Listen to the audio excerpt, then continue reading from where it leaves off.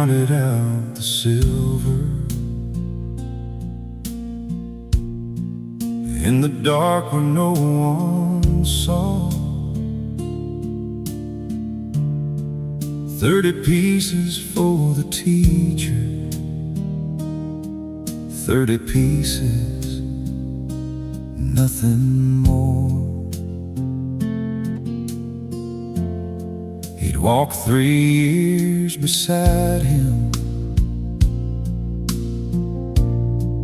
watch the blind receive their sight. But something turned inside him, somewhere between the day and night. I don't know what broke in Judas,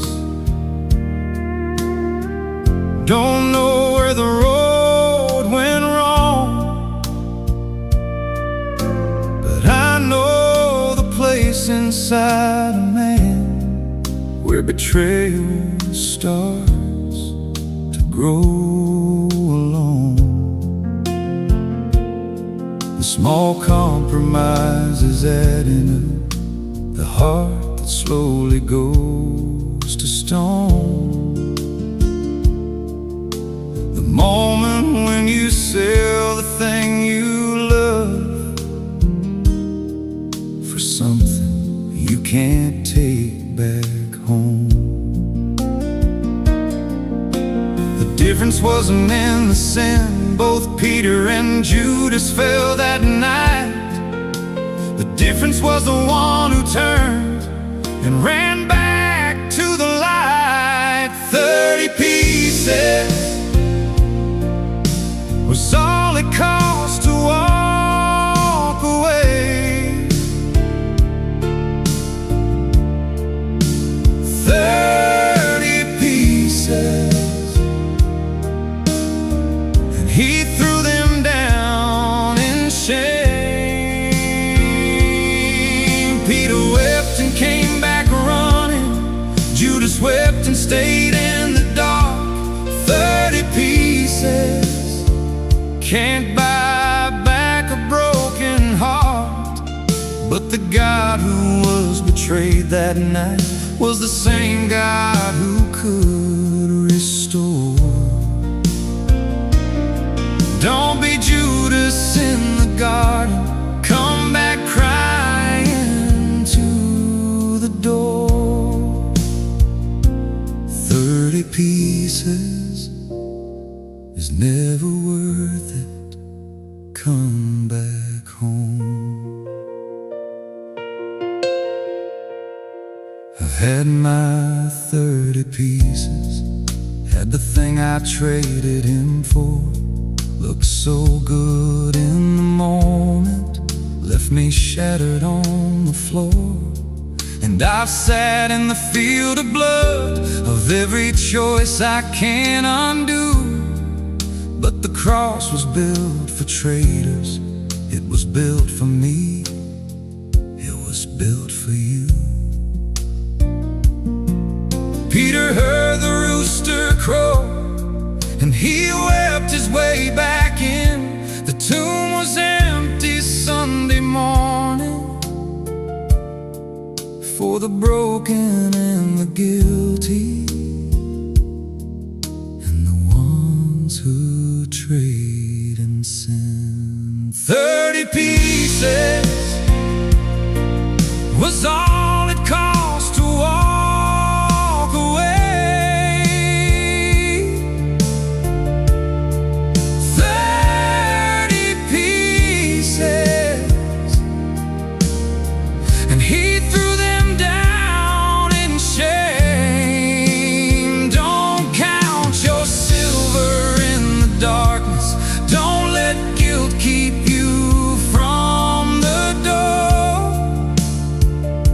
The God who was betrayed by Judas rose on Sunday to forgive us more. Come back crying, come back broken,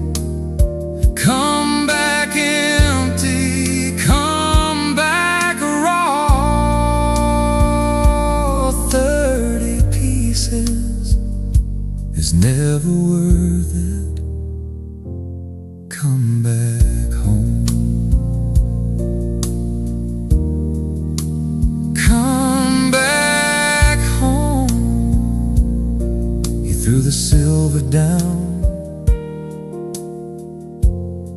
but it was too late, he thought. It's never too late. Come back home. Peter came back. You can too. Come back home. Come back home.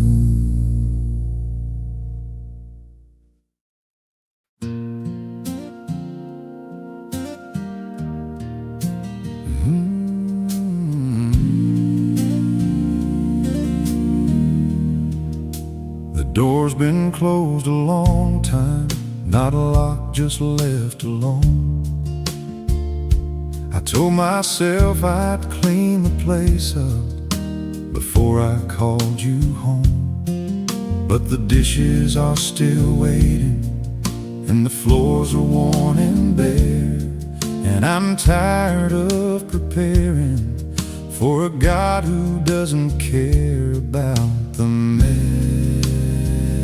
in there. You've seen it all already, every corner, every crack, every room I keep the lights off, every door I won't go back. So I'm done with the pretending, done with making it look right. Come on in the way it is, come on in tonight. Not when I got it figured out, not when the house is clean and bright. Just come the way you always come, through the broken and the night. Come on in, pull up a chair, come on in, like you own the place, because you do. Come on in, to the mess and the noise, come on in, to the life I've been hiding from you. I'm not waiting till it's perfect, I've been waiting far too long. Come on in, come on in, make this house your home. Come on in. Zacchaeus climbed a tree just to see your face go by. Never thought you'd stop and call him, never thought you'd come inside. But you walked into the scandal, walked into the talk and shame, said today's salvation's coming to the man the whole town blamed. And I'm no different really, got my own tree I've climbed, got my own crowd around me, got my own mess inside. But if you called him by his name, you can call mine too.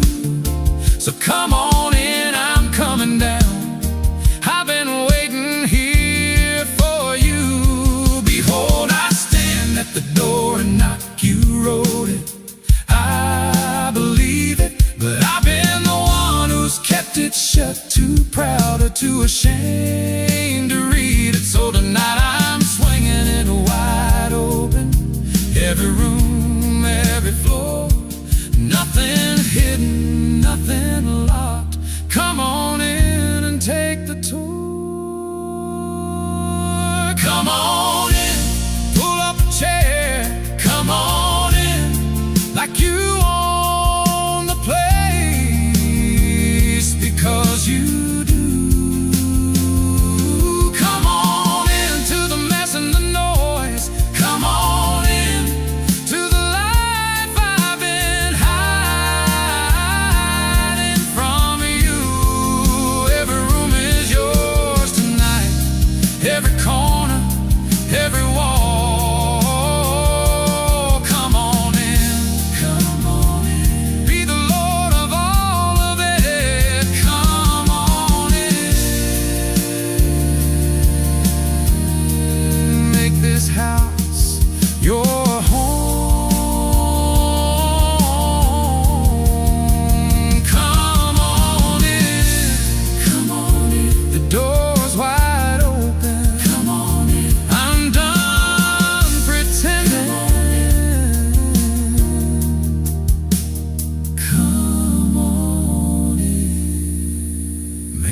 home yours. Come on in.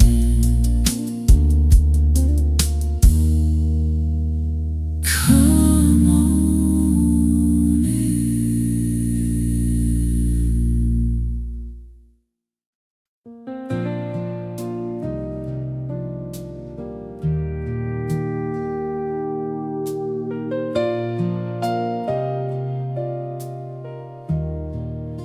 I used to hear you clearly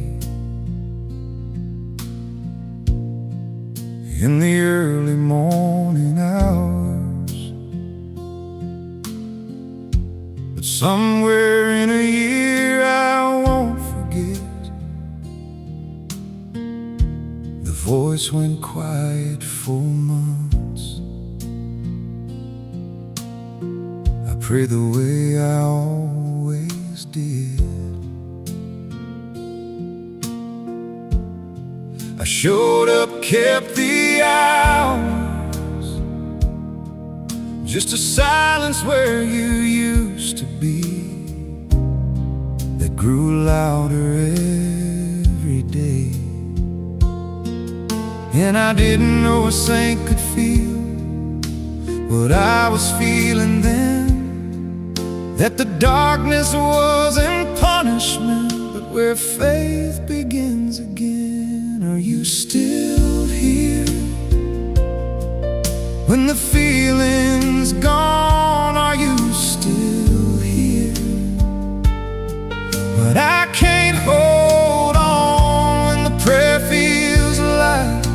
I'm talking to the ceiling and the wall. Are you still here in the silence after all? Just the courage to keep showing up and trust you're still beside. Are you still here? Tell me you're still here.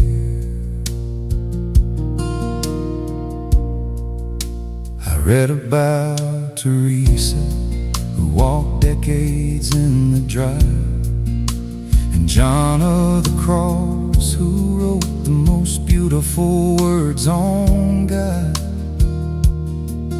From the bottom of a prison cell, and something shifted inside me. The darkness wasn't his absence, it was faith becoming sight. My God, why have you forsaken me? He said it from the cross. And if the silence touched the one who was the light himself, then maybe I'm in holy company. He didn't stay forsaken. Friday became Sunday still. He is closer than the feeling, holding what I cannot hold tonight. He's still here when the feeling's gone. He's still here when you can't hold on, when the prayer feels like you're talking to the ceiling and the wall. He's still here in the silence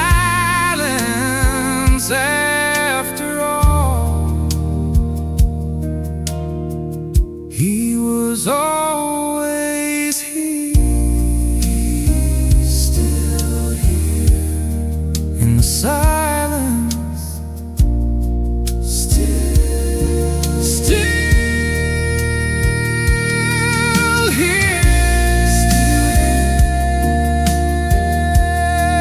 in the silence, still here, still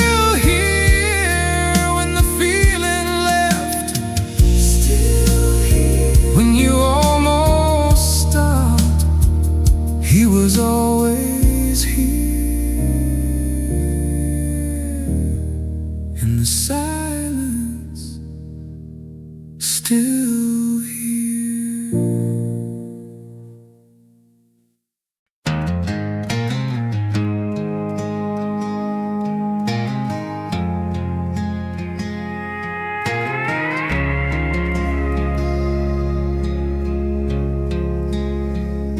I sit in the back when no one asks what brought me through the door. I haven't been inside a church since I stopped keeping score. The suit I wore at my father's funeral still hangs behind the chair. I put it on without a reason and somehow ended up here. The stained glass throws its colored light across the wooden floor. There's something in my chest remembers what my mind had been ignoring for years before. The smell of candles, incense rising, something I can't name, a feeling like a door cracked open on a room I thought was gone. I didn't come with faith today, I came with what remained. A hollow man in a borrowed suit, standing in the rain, in the last pew, where the doubters go to sit, where the ones who almost gave up come to see if God still fits. I didn't bring him anything, no prayers, no songs, no tears, just the weight of all the questions I've been carrying for years. And somehow in the last pew, something pulled me back in from the last pew.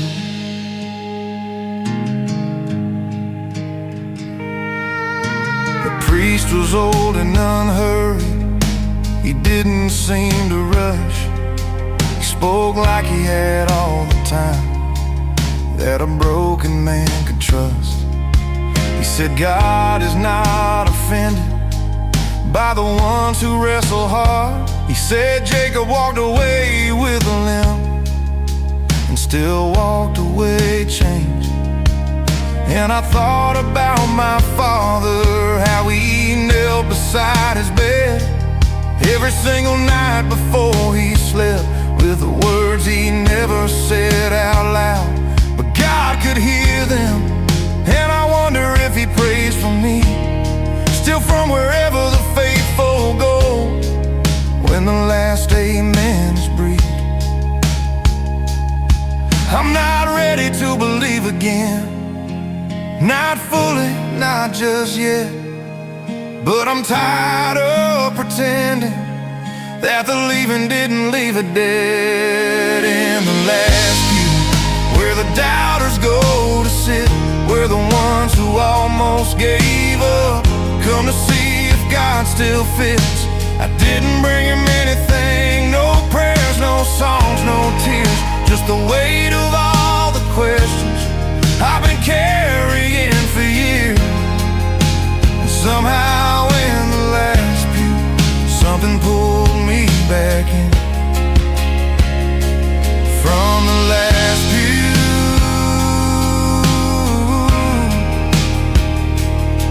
Maybe faith was never meant to be a thing you always felt. Maybe it's the showing up when everything inside you melts. Maybe God sits in the last pew on the days he watches me, waiting for the hollow man to finally let him be. I don't have to have it figured out, I don't have to be made whole, to sit in this old wooden church and offer him what's left of my soul. And when the bells rang out at communion, I stayed right where I was, but something in me leaned in closer, something in me said almost. I watched him walk the center aisle, hands folded, heads bent low. Old women, young men, tired mothers, all carrying what I know. And for just a moment I forgot that I was the one outside, because grief looks the same at the altar as it does when you're trying to hide in the last pew, where the doubters go to sit, where the ones who almost gave up come to see if God still fits. I didn't bring him anything, no prayers, no songs, no tears, just the weight of all the questions I've been carrying for years. And somehow in the last pew, something pulled me back in from the last pew.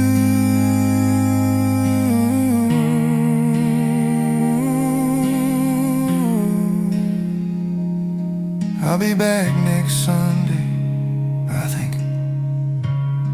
God, I'll be back next Sunday.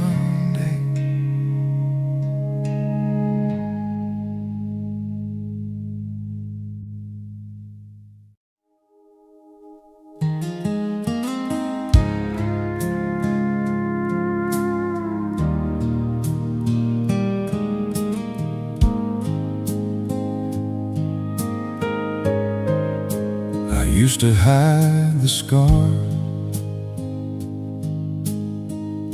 like something to be ashamed of, like the broken place inside was proof that I had failed. But I watched enough men carry wounds they never named out loud, and I've seen what silence does to a man behind the crowd. I brought it to confession, brought it to the altar rail, brought it to the empty church when words were thin and frail. And slowly something shifted in the place I thought was lost. What I thought had only broken me was where he paid the cost.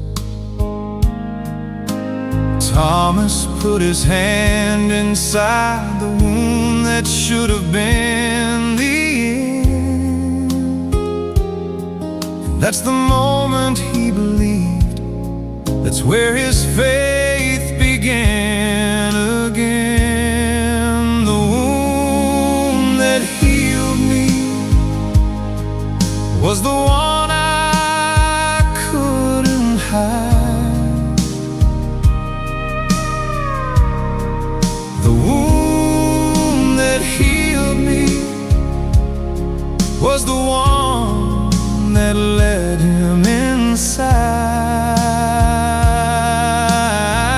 I thought the broken place was where my story fell apart, but God does his best work through a wide open heart. The wound that healed me was the deepest one I had. The wound that healed me turned the broken into sacred, turned the lost into the found. The wound that healed me was holy ground. I've sat beside the broken who were certain they were done, who couldn't see how anything good could still come. And I showed them not a sermon, not a perfectly healed life, just the place that God had touched me in the middle of the night. And something in the showing of the wound still slightly there, did more than any answer, did more than any prayer.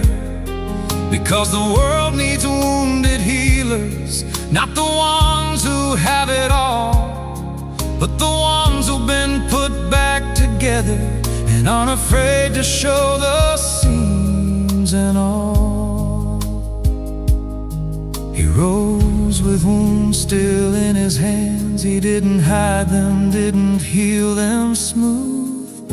He showed them to the doubting ones as the only proof they'd need of truth. Not despite the wounds, but through them. Not around the pain, but in the resurrection. Didn't erase the marks, it made them sacred, made them him. The wound that healed me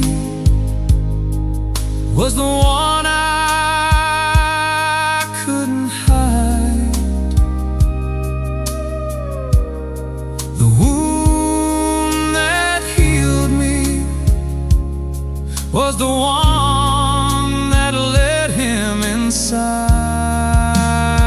I thought the broken place was where my story fell apart, but God does His best to work through a wide open heart. Don't hide the place He touched you. Don't bury what He's redeemed. The wound that healed you is the most powerful thing you'll ever show this world. The wound that healed you is holy, is His, is yours. He rose with a wound still in His hands.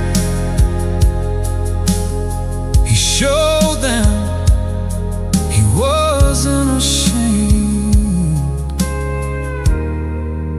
The wound that healed you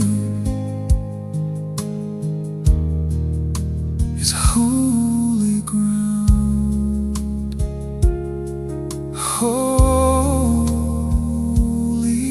ground, holy ground.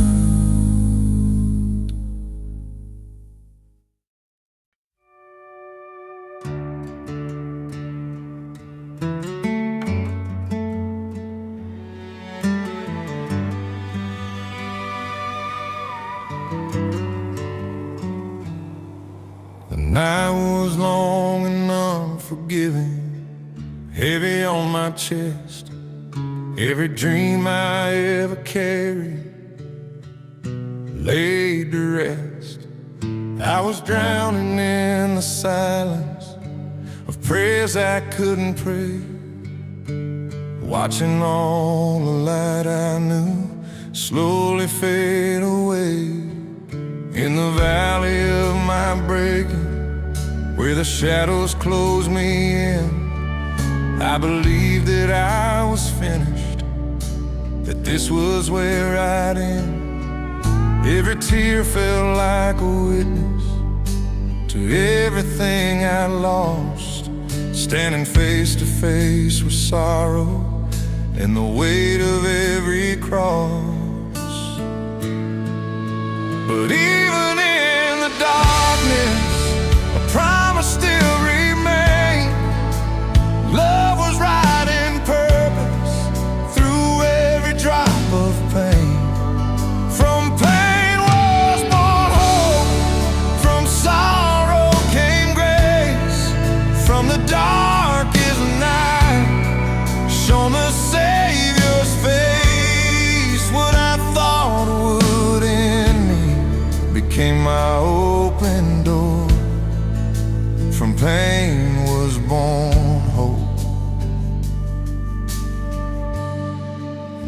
fear no more. The stone I thought was final was never meant to stay.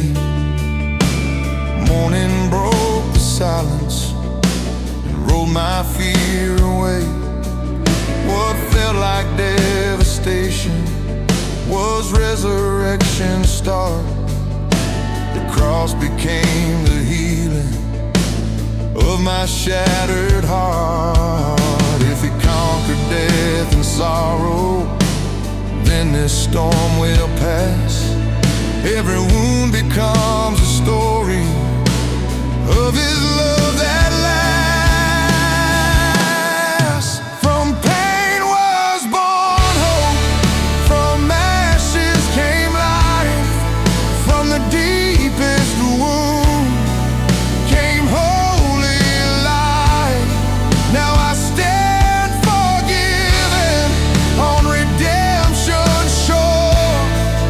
From pain was born hope, and I fear no more. From pain came hope, from the cross came love.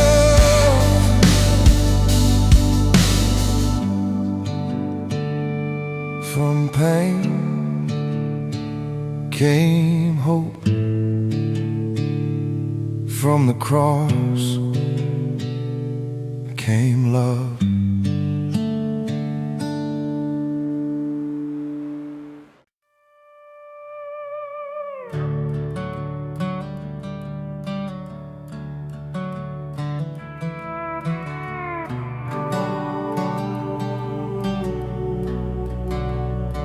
They told me to be strong at the graveside in the rain. They said he's in a better place now, like that helps with all the pain. I shook 100 hands that day, said thank you, I'm alright. Then I drove home through the darkness and fell apart that night. I sat out on the porch for hours, couldn't go inside the house, because his chair was at the table and his coat was on the couch.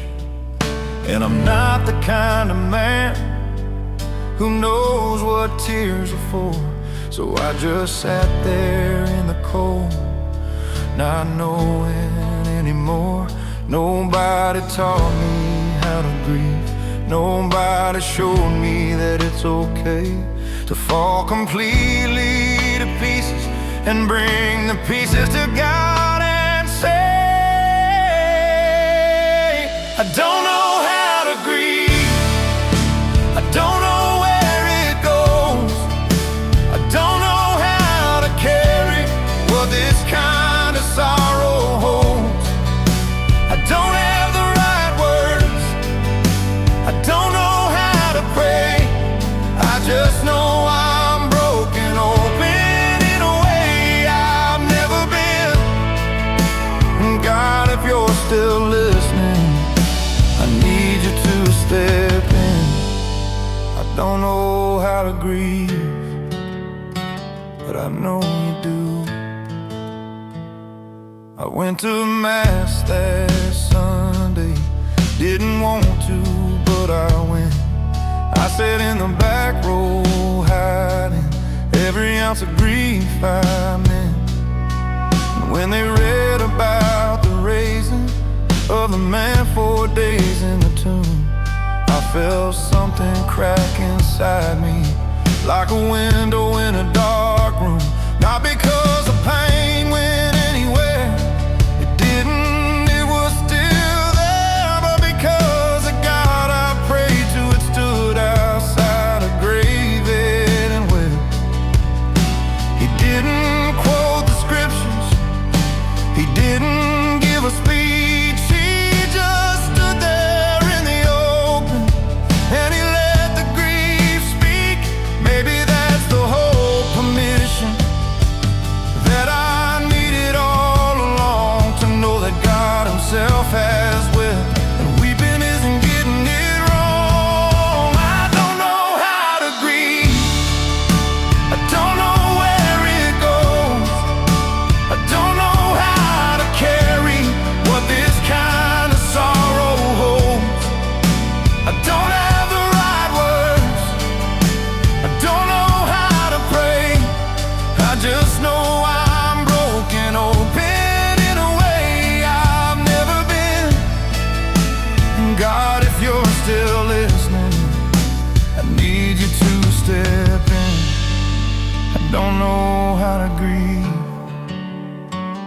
I know you do. I've seen men hold it together until it breaks them something terrible. I've seen the ones who never cried pay for it in ways not visible. The drinking that starts quiet, the anger with no name, the distance in a marriage that nobody can explain. And I think we were all handed a lie somewhere along the line, that a man who shows his sorrow is a man who's left it all behind. But David wept in the Psalms, and Job sat in the ash, and Jesus stood at Lazarus' tomb and let the tears come fast. So I'm learning something different now than what I learned to be, that the strongest thing I've ever done is kneel here and let myself grieve, that the bravest prayer I've offered had no words, just tears, that God can hold the broken places that I've been hiding all these years. It's been 8 months since the funeral. Some days I almost forget, then I hear his laugh in someone else, and the whole thing comes back in. I've stopped pretending I'm alright. When people ask me how I am, I've started saying I'm still in it and meaning it. My son caught me crying once at the kitchen table alone. He stood there in the doorway, not sure if he should come or go. I waved him over, held him close and said, this is what love costs, son. When you love somebody truly, this is what it feels like when they're gone. I hope that's something worth them knowing, more than all the strength I've shown, that grief is just love with nowhere to go, and God is right there in the middle of it, closer than he's ever been before.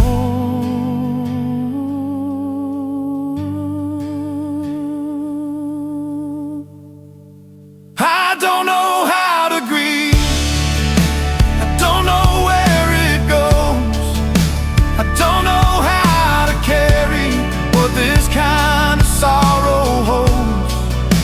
I don't have the right words, I don't know how to pray, I just know I'm broken open in a way I've never been. And God, if you're still listening, thank you for stepping in. I didn't know how to grieve, but you did. You always did. Jesus wept, 2 words that gave me permission. Jesus wept, and so can I.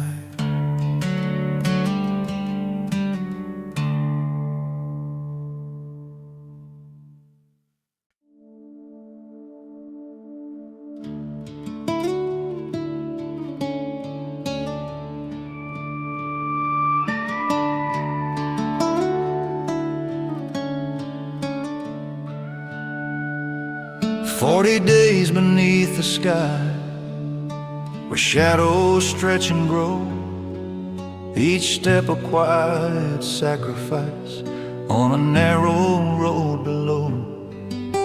The cross stands on the horizon, the hill is drawing near. Some days my faith feels steady, some days it shakes with fear. You are walking with me through every in-between. This is the long walk to Easter, through desert and through flame, through silence and surrender, through calling out your name. It's not the road of comfort, it's not the easy way, but every step of dying leads closer to that day.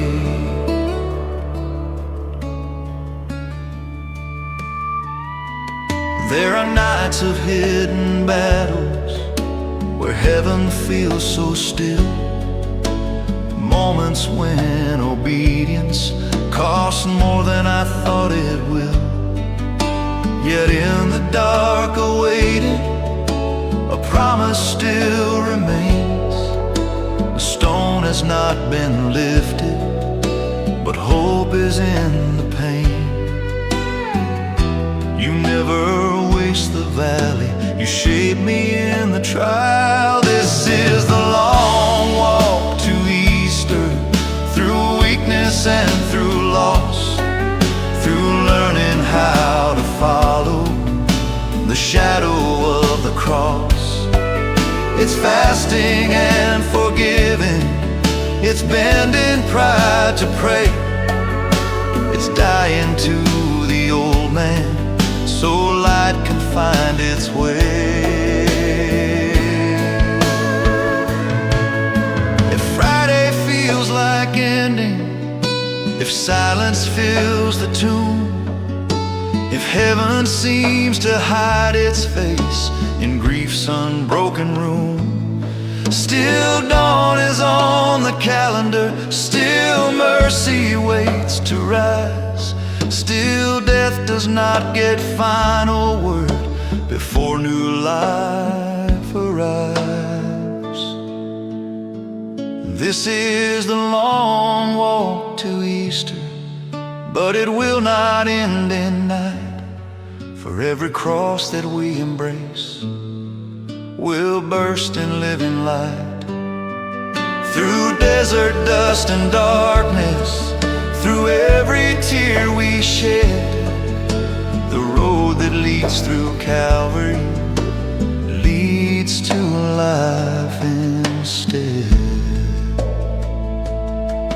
The stone will roll away.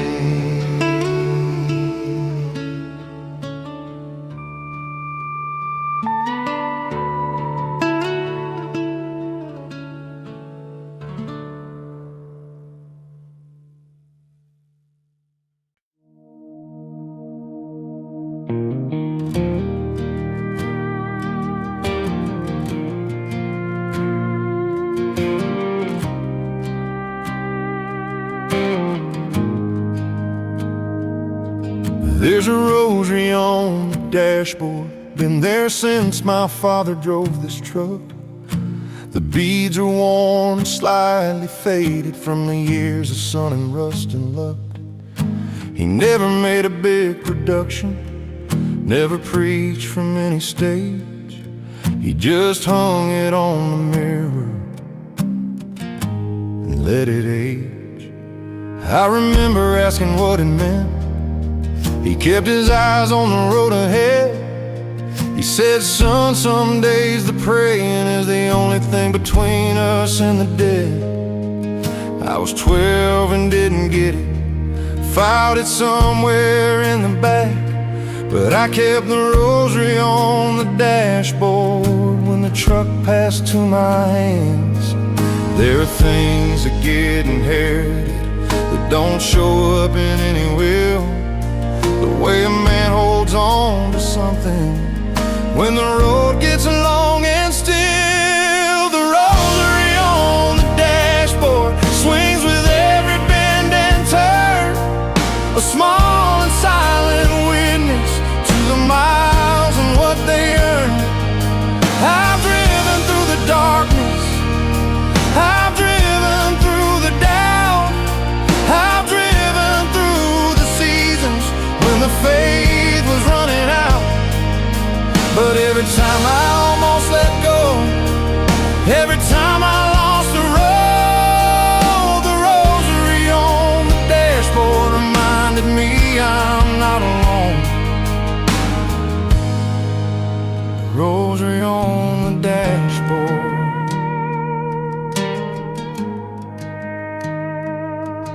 My wife thought it was old-fashioned. The first year that we drove together, she laughed a little at the beats swinging through the summer weather. But the night we lost the baby on the highway driving home, she reached up to the dashboard and she held it and she held it and she held it and she didn't let it go. She never made a joke again about the beads or what they meant.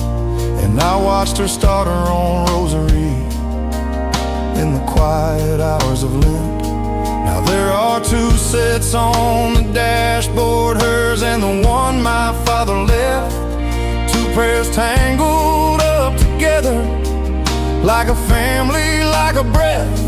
Some things can't be explained in daylight, some things only make sense in the dark.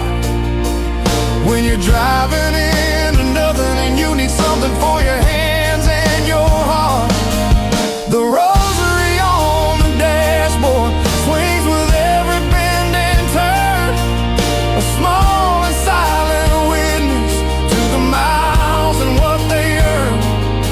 I've driven through the darkness, I've driven through the doubt, I've driven through the seasons when the faith was running out. But every time I almost let go, every time I lost the road, the rosary on the dashboard reminded me I'm not alone. The rosary on the dashboard.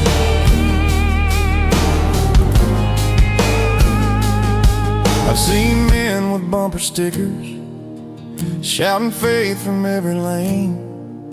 I've seen churches on the billboard promising to take away the pain.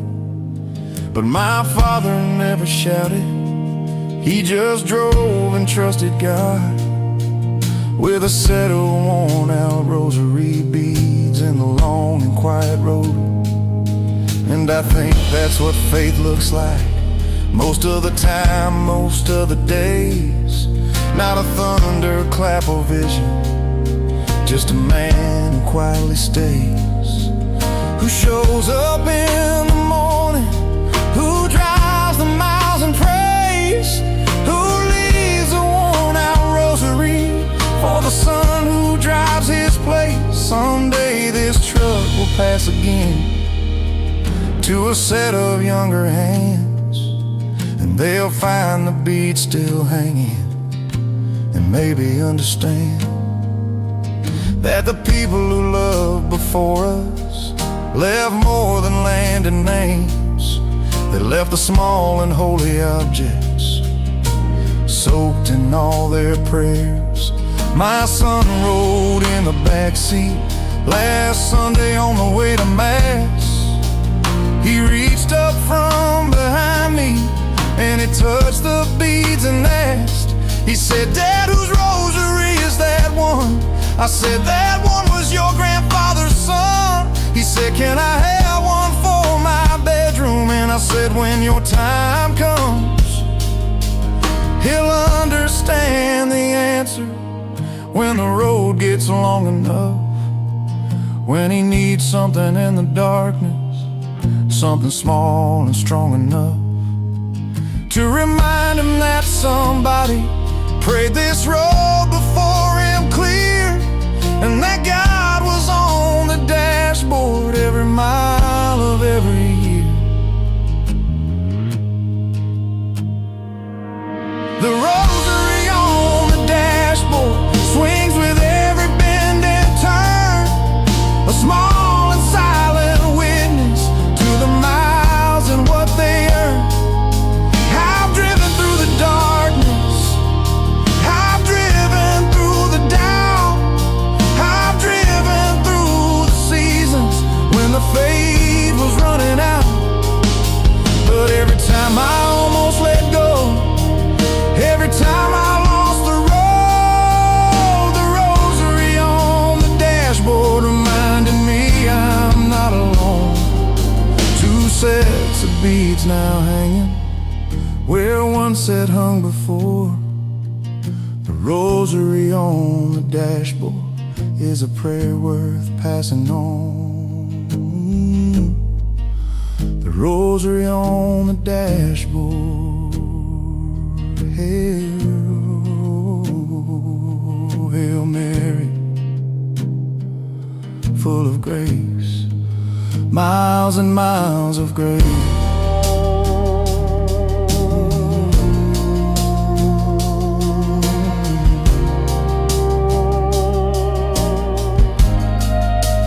Rosary on the dashboard.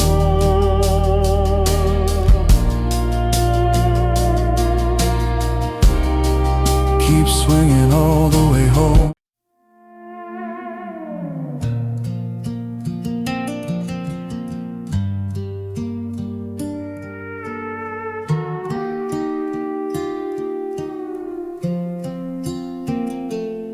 I saw it on my grandmother's wall, a painting old and worn with time, a heart exposed and wrapped in thorns with a flame that never died. I was young and didn't understand why love would look like that, why the God who made the universe would show his heart and let it crack. But I've lived enough of life now to know what thorns feel like, to know what it means to love someone who walks away into the night, to know the kind of love that cost you more than you were sure you had. And I go back to that painting now, and I finally understand. This is not a distant God behind a wall of light and throne. This is a God with an open chest, showing us he's not made of stone. Sacred Heart, still beating after everything we've done. Sacred Heart, still open for the broken and the numb. We drove the thorns around it, we turned away, we always do. But the heart that holds the universe still burns and beats for you. Sacred Heart, still bleeding, still believing, still holding every wound we gave. Sacred Heart, the love that keeps on giving from the other side of the grave. Sacred Heart.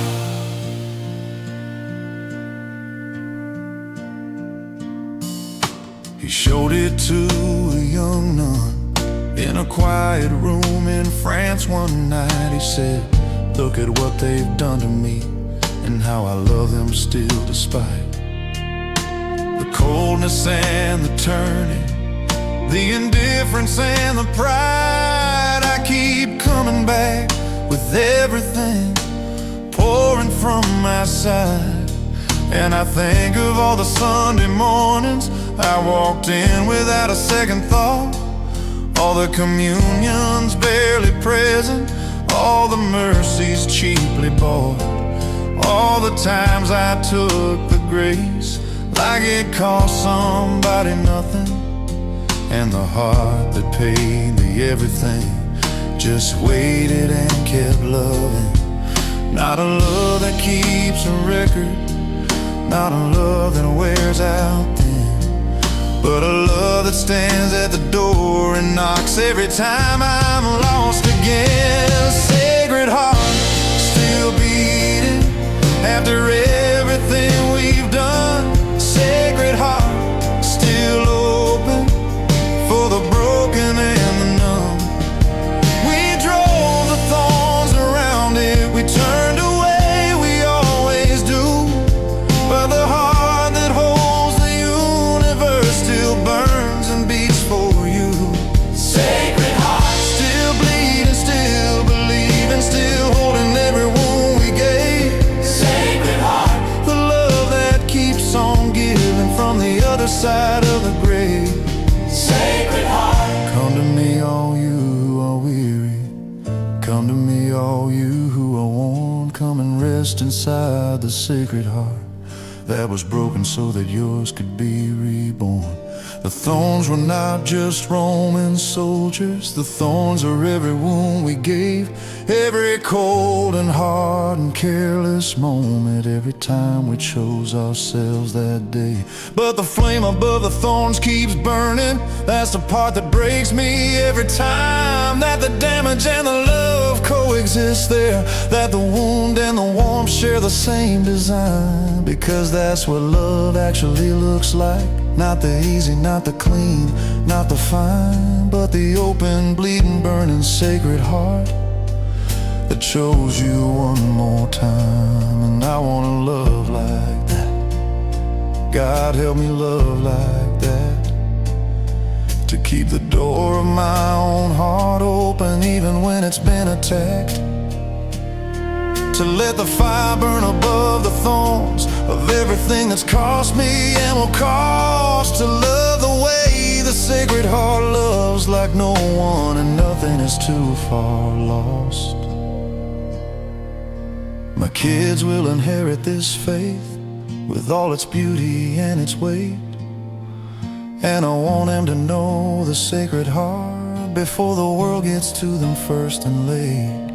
I want him to see the painting not as something old and strange and dim, but as the truest thing about the God who made them and still burns for them. So I hung it in our hallway where they pass it every single day, and sometimes one of them will stop and look, and I wait to hear what they will say.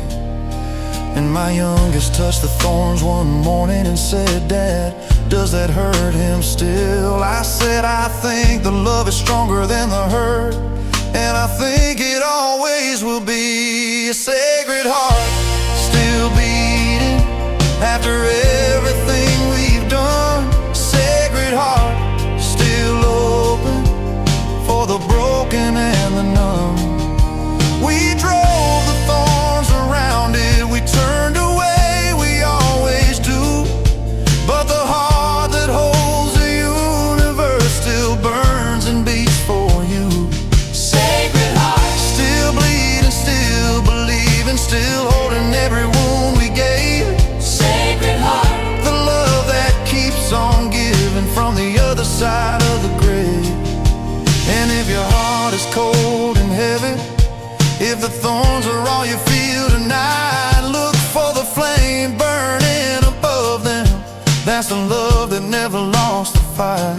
Sacred Heart still beating, still burning, still yours. Sacred Heart, Still beating, still burning for you. After everything, Sacred Heart, still beating. The thorns couldn't stop it, the cold couldn't stop it. Still yours. Sacred Heart, Still beating, still burning, still yours, always yours.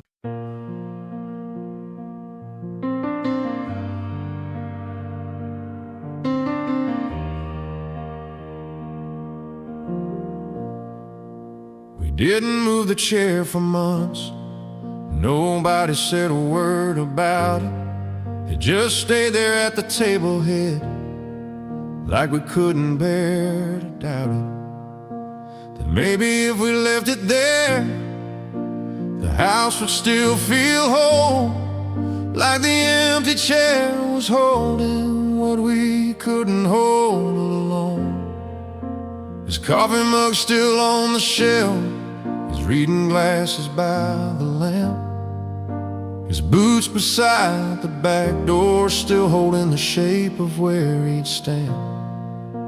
The mud off before coming in every night for 40 years, and I'd walk past those boots each morning, fighting back the tears. Grief is strange the way it lives in the ordinary objects left behind, in the chair and in the coffee mug, in the boots that shape themselves to him with time. The chair he left behind still sits at the head of the table. The chair he left behind still holds more than wood is able. I sat in every other seat since the day we laid him down, but that chair belongs to someone whose absence makes a sound.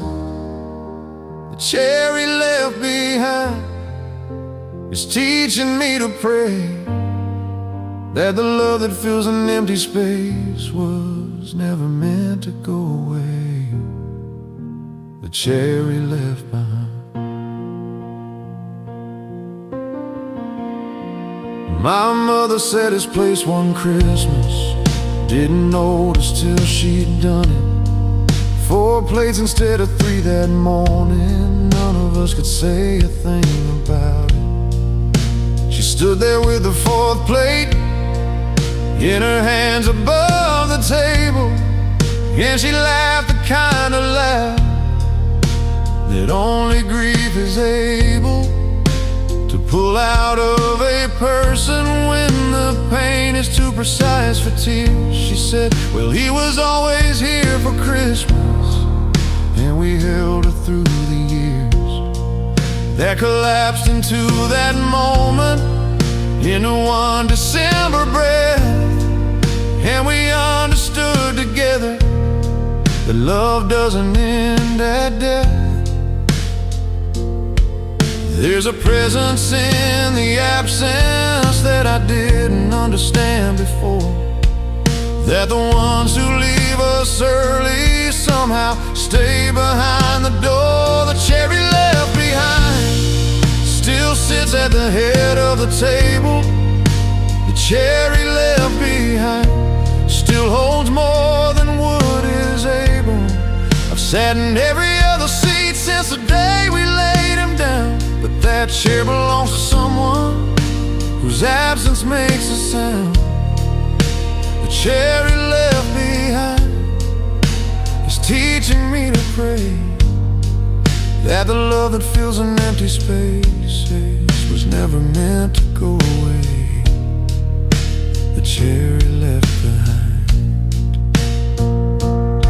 There's a feast described in Scripture where no seed will be left cold, where the ones who left the table early will be seated, will be whole, where the Father sees the Son returning while he's still far down the road, and the chair that sat there empty will be filled and overflow. And I think about that table every time I see his chair, and I think about him seated somewhere I can't follow yet, but where the grief becomes a compass pointing to the place we're going, and the chair becomes a promise that the separation isn't permanent, just growing until the day we sit together at the table that has room for everyone, where the empty chairs are filled with light and death is finally undone. And my Father takes his rightful place, not at the head of our small table, but at the feast of something greater than our grief was ever able to contain. My son sits in that chair now when he comes home from college in the fall. He doesn't know what it costs me every time I watch him in that hall, walking to the kitchen easy in the way that young men are, and not knowing that the chair he chose is carrying the weight of all we are. I haven't told him yet the story of the months we left it standing empty there. Some things you learn by living, not by being told to be aware. But some quiet Sunday morning, when the light is riding soft and slow, I'll pour us both a coffee and I'll tell him what he needs to know. The chair he left behind still sits at the head of the table. The chair he left behind still holds more than wood is able. My son sits in it now some mornings, and the circle bends around. 3 generations at one table, and my father in the sound of the laughter and the coffee and the love that keeps its ground. The chair he left behind is not a place of loss anymore. It's a place where we remember what we're living toward. The chair he left behind.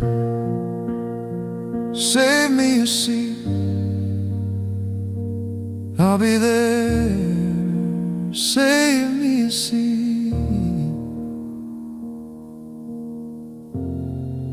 The chair he left behind.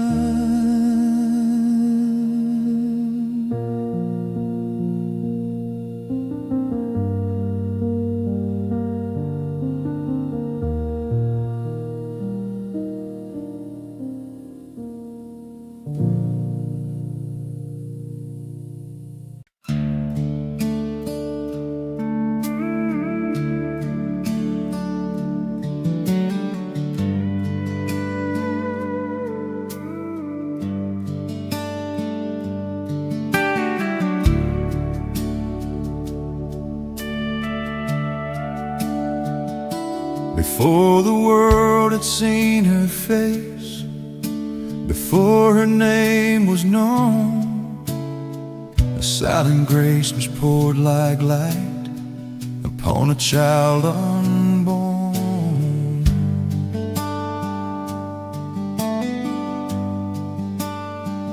No shadow touched her rising soul, no stain of ancient form.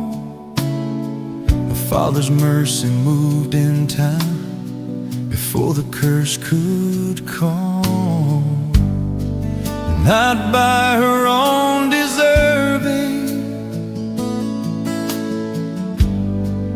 but by redeeming love, full of grace from the dawn, chosen before the sun, preserved by mercy's hand for the coming Holy One. Oh, daughter clothed in light, oh, promise kept in flame from the first breath of your life. He called you by your name.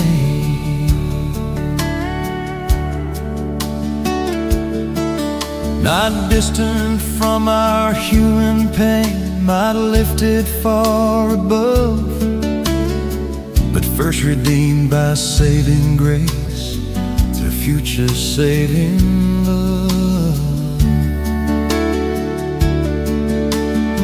The serpent's head beneath her feet, the ancient lie undone, a new beginning softly grew before her life begun, prepared to bear the Savior, the spotless Lamb to come, full of grace from the dawn, pure as morning air, a garden kept for God alone, where heaven chose to dwell. Oh, Ark of Covenant, oh, living temple flame from the first breath of your life. He called you by your name. In view of Calvary's mercy, in view of coming blood, the cross reached back through history and cover her with love, not separate from redemption, but first to be made whole. The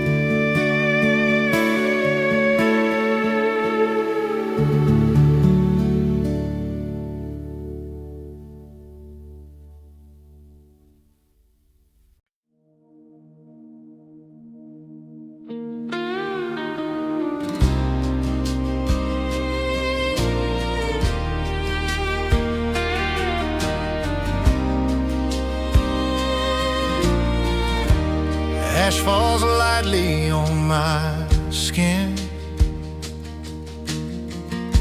a fragile mark of truth, a quiet reckoning begins between my pride and you. Comfort doesn't walk this road, it fades behind my step. Every mile exposes me, and all I've tried to protect.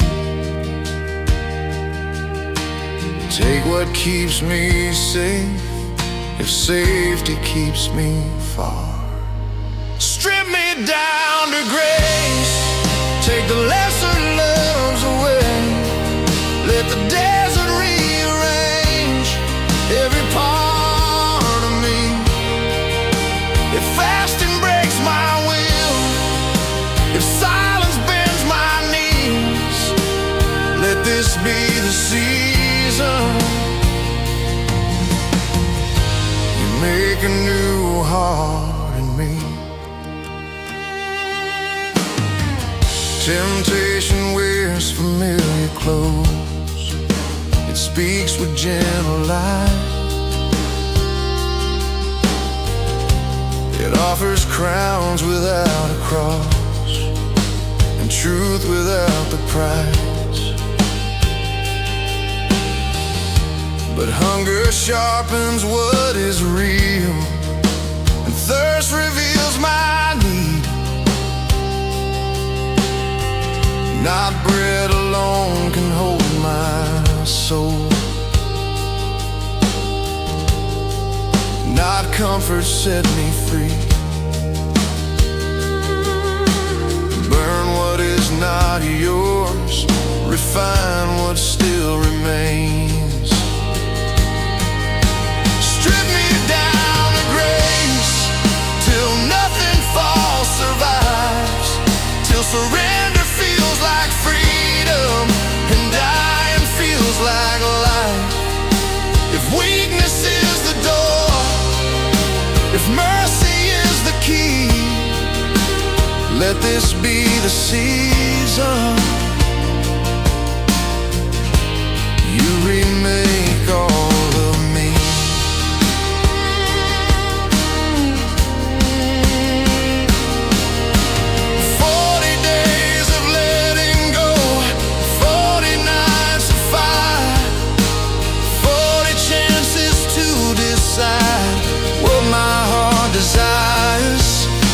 If I must walk through Calvary before I see the dawn, let me walk it honestly till every mask is gone. Strip me down to grace, from ashes into flame, from everything I used to be into your holy name. When Easter breaks the sky and death has lost its claim, let what rose inside of me never be the same. From ashes to grace.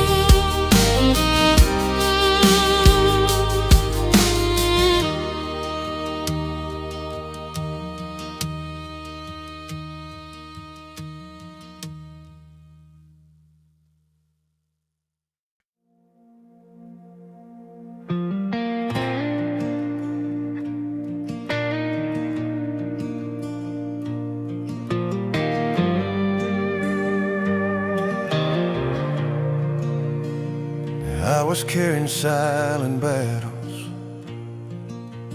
no one else could see, smiling through the questions that were breaking me.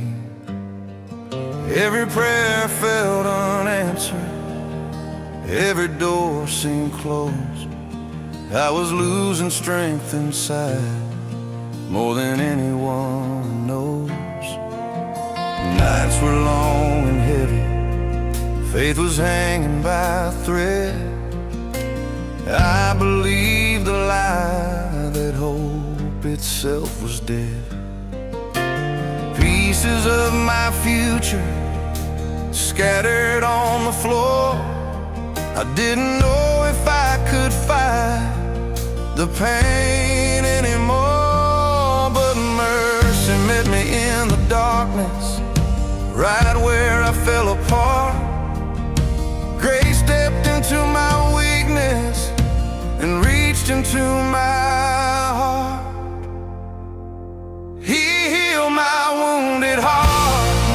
He restored my soul where the fear had torn apart. He made me whole from the ashes of my sorrow. His love took control. He healed my wounded heart.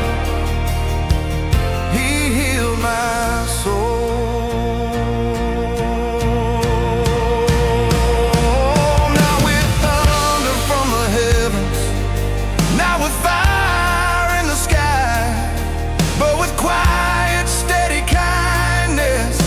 That never passed me by. He carried every burden I was too afraid to show, and planted seeds of healing where only pain would grow. By his scars I found redemption, by his cross I found my name. What was broken he reclaimed, what was dying he made new. He healed my wounded heart. He restored my soul, every shattered part he made whole. Now I stand in resurrection, no longer alone. He healed my wounded heart. He healed my soul.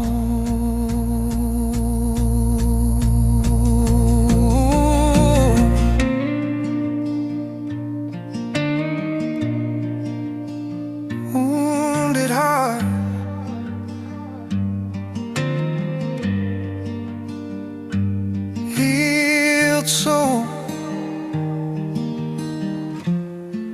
by his love alone.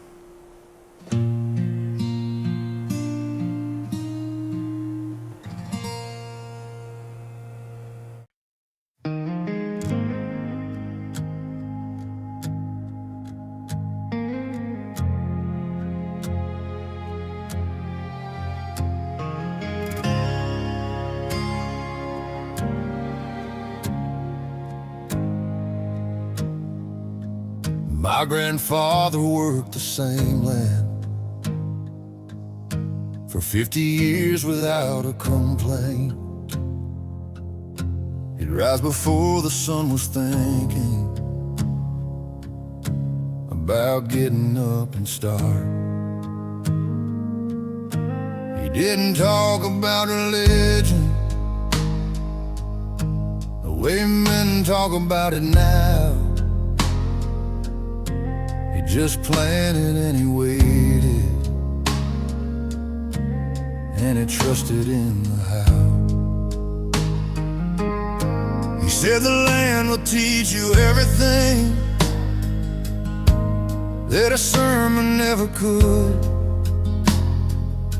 That patience isn't something that you learn, it's something that you do. You put the seed into the darkness, and you wait through cold and rain, and you trust that what you bury will become something again. I was too young then to hear it. Now I turn it over in my hands, like the soil he used to work through, like a man who finally understands.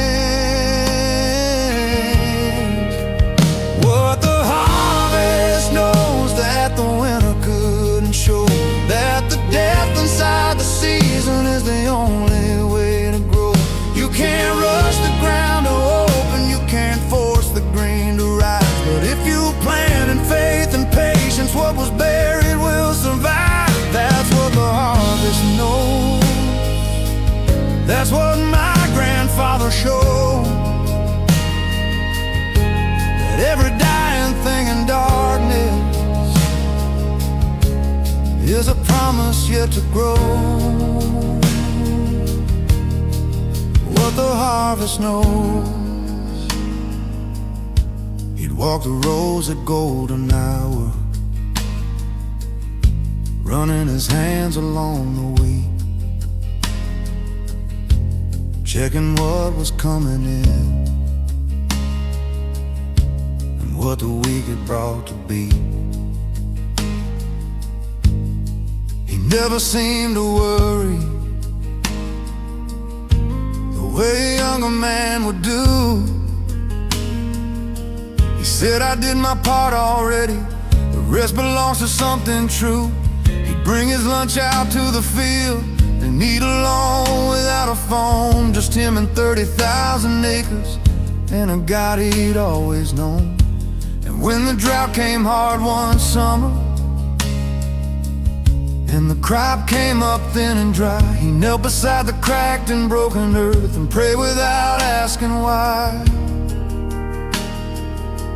Not demanding and not bargaining, not shaking his fist at the sky, just talking to God like a neighbor with the honesty of a man too tired to lie.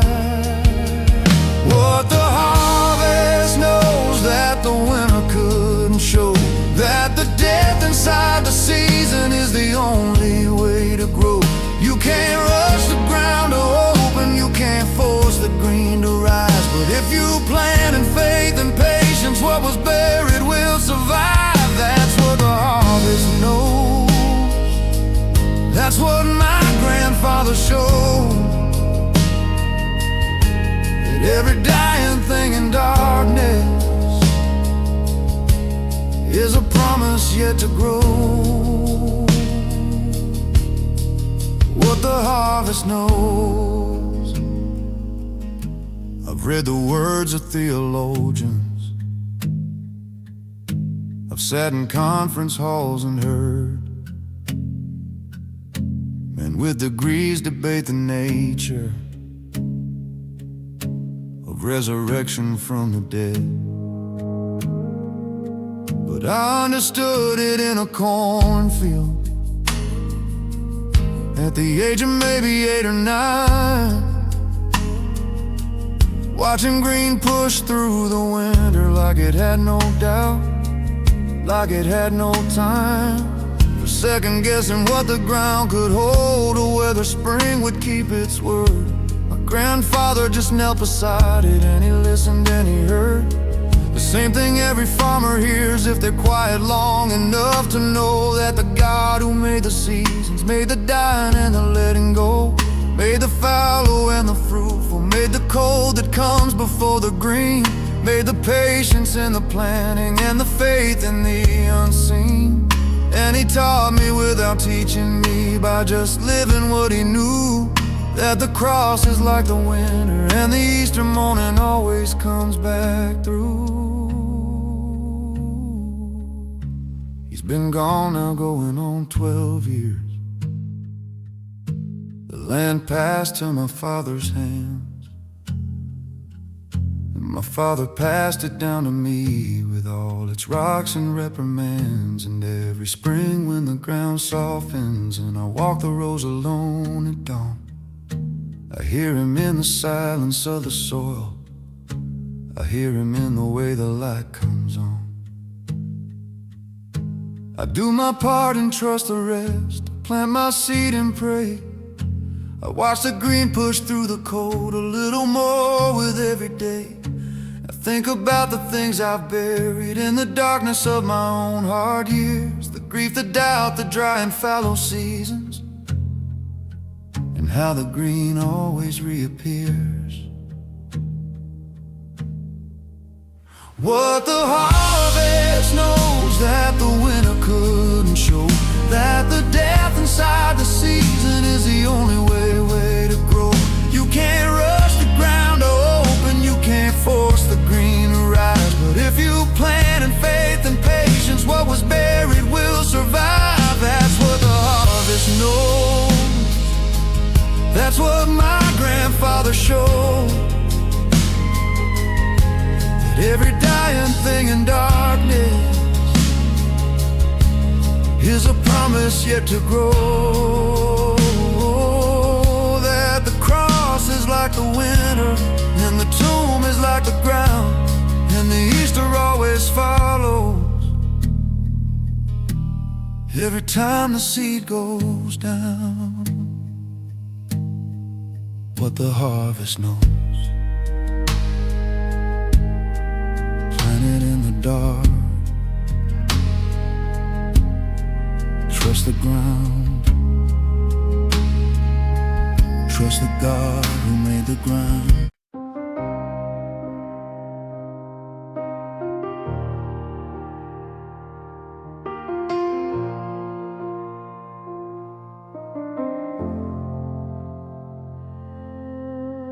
"4 days in the darkness, 4 days past the hope of men."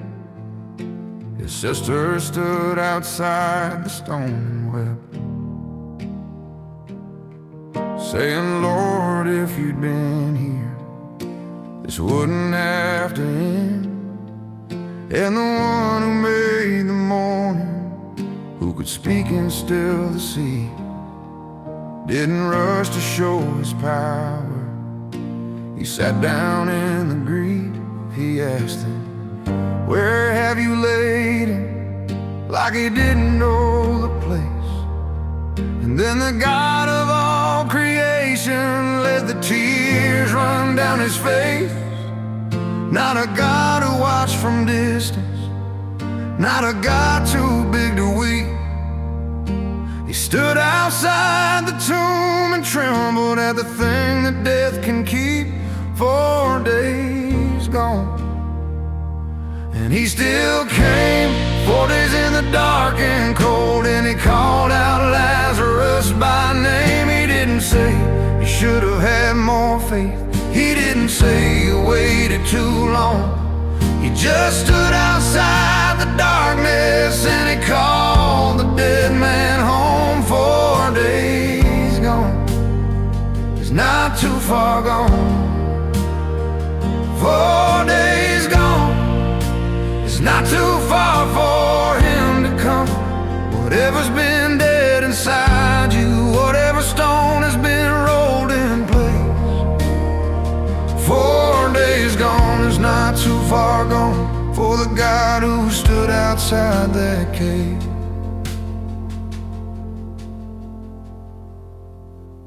I've had my own 4 days in the dark of my own tomb, a marriage that had stopped breathing, a faith sealed in a room, a version of myself I buried when the weight got too severe. And I told myself it was just over, told myself God isn't here. I stopped going through the motions, stopped pretending I was fine, just sat inside the stone in darkness, counting every day's decline. And the people who still love me stood outside and said their prayers, like Mary and like Martha, wondering why God wasn't there. But he was walking toward the stone the whole time I was counting days. He wasn't late, he was on his way, moving through the grief at his own pace. 4 days gone, and he still came. 4 days in the dark and cold, and he called out Lazarus by name. Didn't say you should have had more faith. He didn't say you waited too long. He just stood outside the darkness and he called the dead man home. 4 days gone, it's not too far gone. 4 days gone, it's not too far for him to come. Whatever's been dead inside you, whatever stone has been rolled in place, 4 days gone is not too far gone for the God who stood outside that cave. Building, Jesus wept. 2 words that changed everything I knew about God. Jesus wept. Not because he didn't have the power, not because he didn't know the end of the story, but because the people he loved were broken, and broken things break the heart of God. Jesus wept, and I read 1,000 verses about the power and the throne, but none of them undid me like the God who wept alone outside a borrowed tomb for a man he was about to raise. Because the pain was real right now, and right now deserved his tears. And then he lifted up his voice, the way the voice that spoke creation speaks, not loudly, not with thunder, just Lazarus come out, and the dead man heard his name. I heard my name one Tuesday, not in thunder, not in light, just a quiet, steady pulling in the middle of an ordinary night. Like something in the stone was cracking, like the air inside was shifting, like the hands that shaped the universe were reaching in and lifting. I didn't come out all at once, the grave clothes still were on. I stumbled to the entrance, blinking in the light of what I lost and what was being given. And he said to those around me, unbind him, let him go, because some resurrections need the hands of those who love you to finish what God starts. 4 days gone, and he still came. 4 days in the dark and cold, and he called out Lazarus by name. He didn't say you should have had more faith, he didn't say you waited too long. He just stood outside the darkness, and he called the dead man home. 4 days gone, he's not too far gone. 4 days gone, he's not too far for him to come. Whatever's been dead inside you, whatever stone has been rolled in place, whatever merits faith or future, whatever dream you've given up for lost, whatever version of yourself you bury, whatever you stopped hoping could be crossed. 4 days gone is not too far gone for the God who wept and then walked in, for the God who calls the dead by name, for the God who rolls a stone and calls again. Come out, come out, come out. He's outside your stone right now. He's been weeping, he knows your name. Come out, 4 days gone.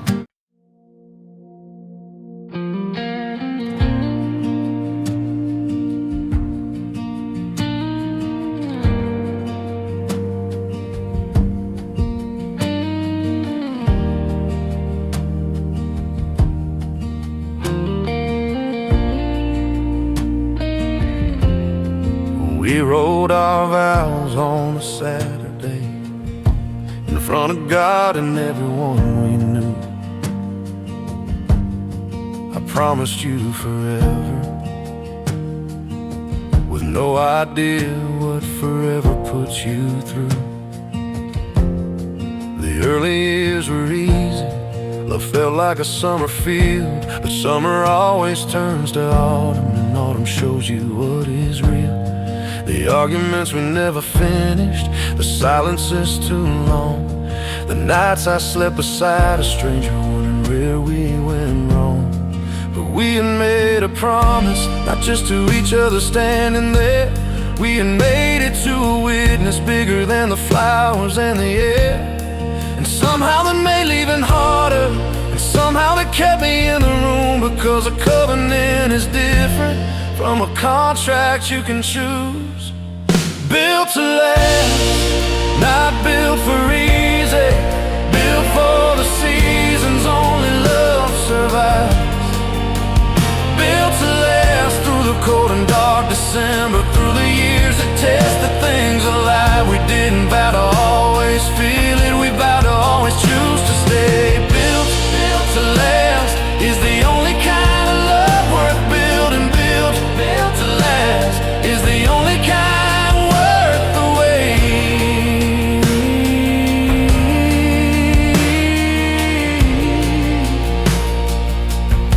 I watched my father-in-law dying, holding her hand by the hospital bed.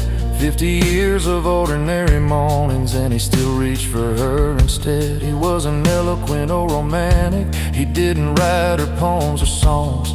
He just showed up every single morning. For 50 years he showed up strong. And when I asked her after what made a marriage go that long, she smiled and said, we both decided that walking out was never an option, son. She said, love is not a feeling that you wait to come and go. It's a garden that you water even when the cold winds blow. And I carried that home with me, and I looked at you that night, and I chose you like it was our wedding day. I chose you in the fading light. Built to last, not built for easy, built for the seasons only love survives. Built to last through the cold and dark December, through the years that test the things alive. We didn't vow to always feel it, we vowed to always choose to stay. Built to last is the only kind of love worth building. Built to last is the only kind worth the wait.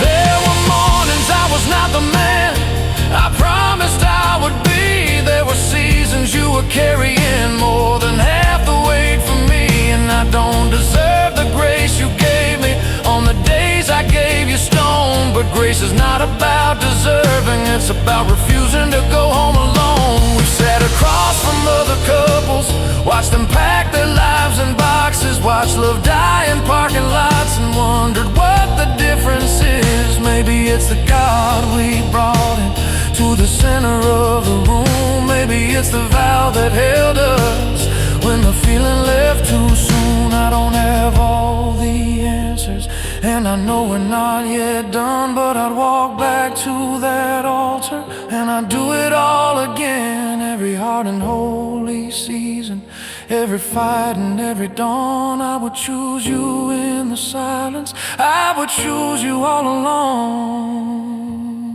Our kids have seen us argue, and they've seen us make it right. They've seen their parents struggling and surviving through the night. And I hope that's worth something more than the perfect home we never had. That they'll know that love is not a feeling, it's a choice you make through good and bad. Someday they'll stand at their own altars, and they'll make their own big vows. And I pray they build on something solid, not on feelings, not on now. I pray they build on God and morning, on the daily choosing to remain. I pray they build the way we tried to build, to last through joy and pain. Built to last, not built for easy, built for the seasons only love survives.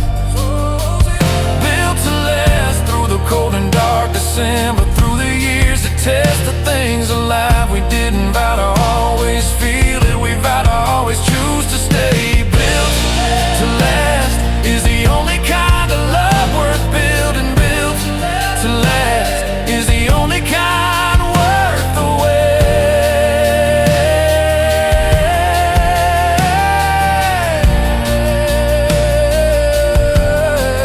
I choose you again on every hard morning. I choose you again,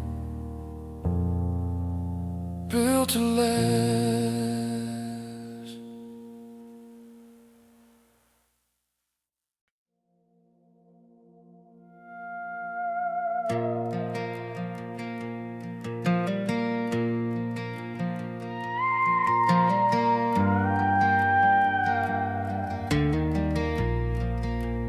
desert doesn't scare me the way it used to do.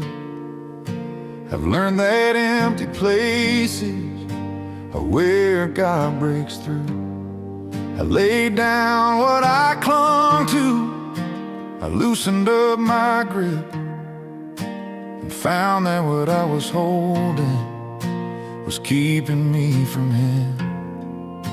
The ashes on my forehead have long since washed away, but something in the desert decided it would stay. A hunger deeper than the body, a thirst no water feels, the kind that only comes from kneeling on these 40-day hills. I don't fast to prove I'm worthy, I don't pray to earn my place. I just need the noise to quiet so I can see His face.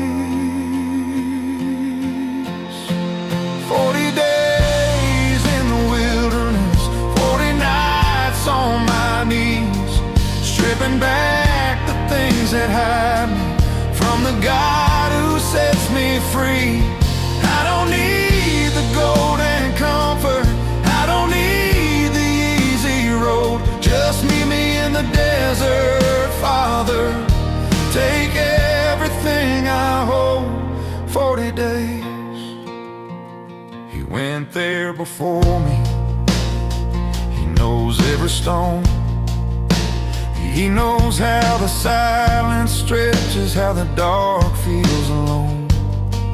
He was tempted with the easy, with the power and the crown, but He chose a road of suffering so He could walk me down. Every year I wonder if I'll finally understand that the thing I give up for Lent is the thing that holds my hand. More than bread, more than comfort, more than all I think I need is the face of God at Easter, waiting there to set me free. Strip me down to what is holy. Take the clutter, take the noise. Leave me nothing but Your presence. Leave me nothing but Your voice. 40 days in the wilderness, 40 nights on my knees, stripping back the things that hide me from the God who sets me free. I don't need the golden comfort, I don't need the easy road. Just meet me in the desert, Father. Take everything I hold. 40 days.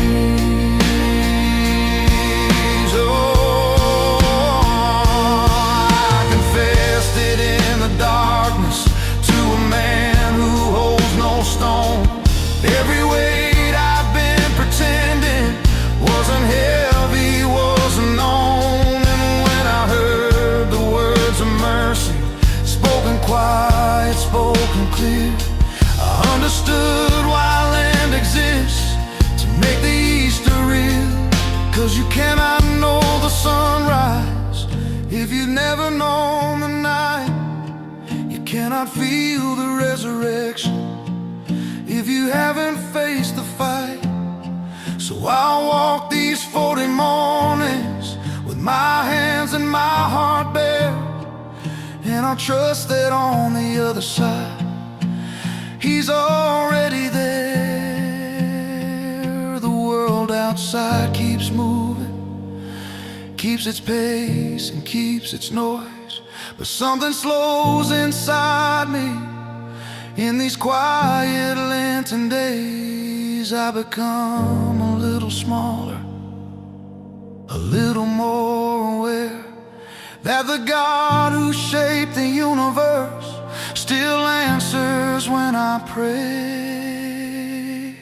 40 days in the wilderness, 40 nights on my knees, stripping back the things that hide me from the God who sets me free.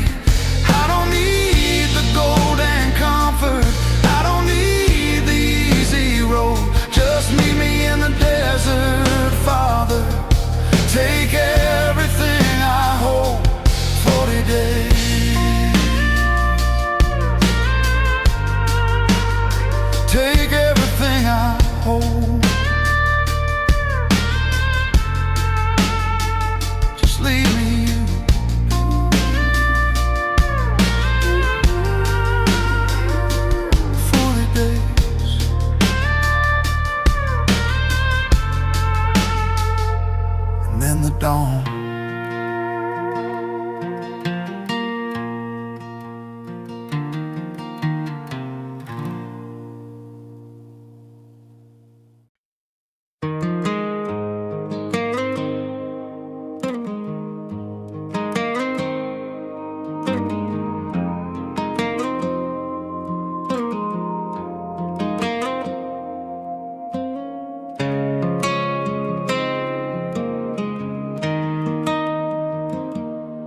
I left the church at 22 with a list of reasons why.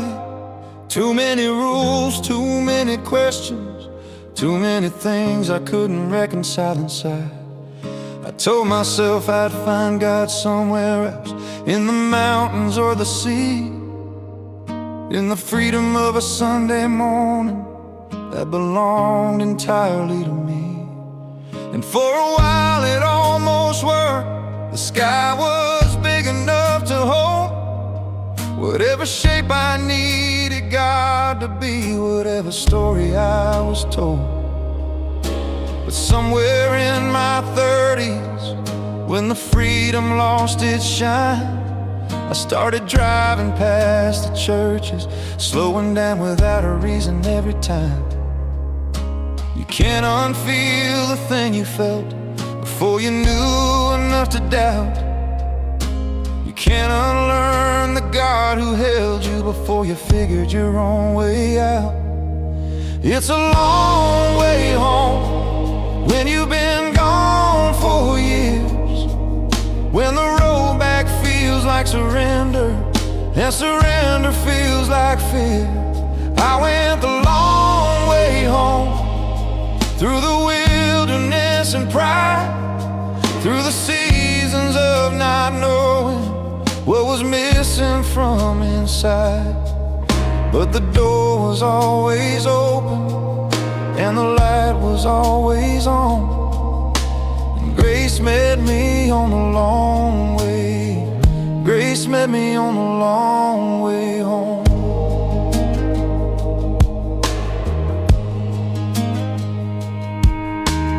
Walked in on an ordinary Tuesday, no dramatic moment, no big sign, just a tired man who needed somewhere quiet enough to finally get his mind.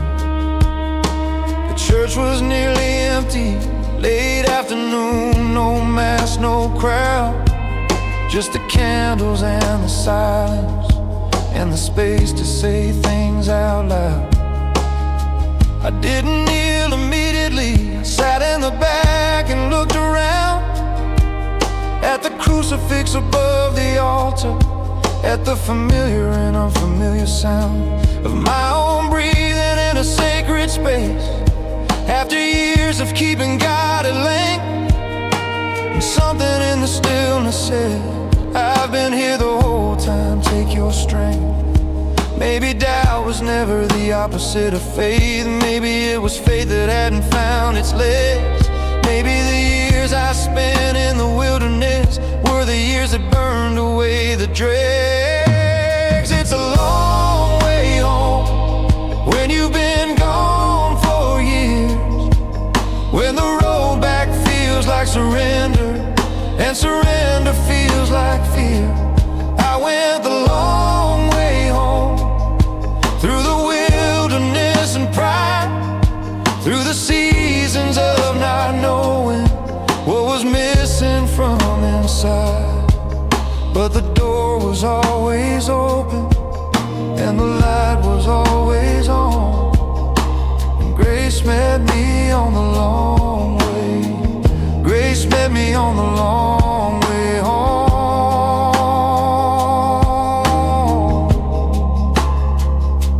Talk to men who never left, who can't quite understand why someone raised with all of this would walk away.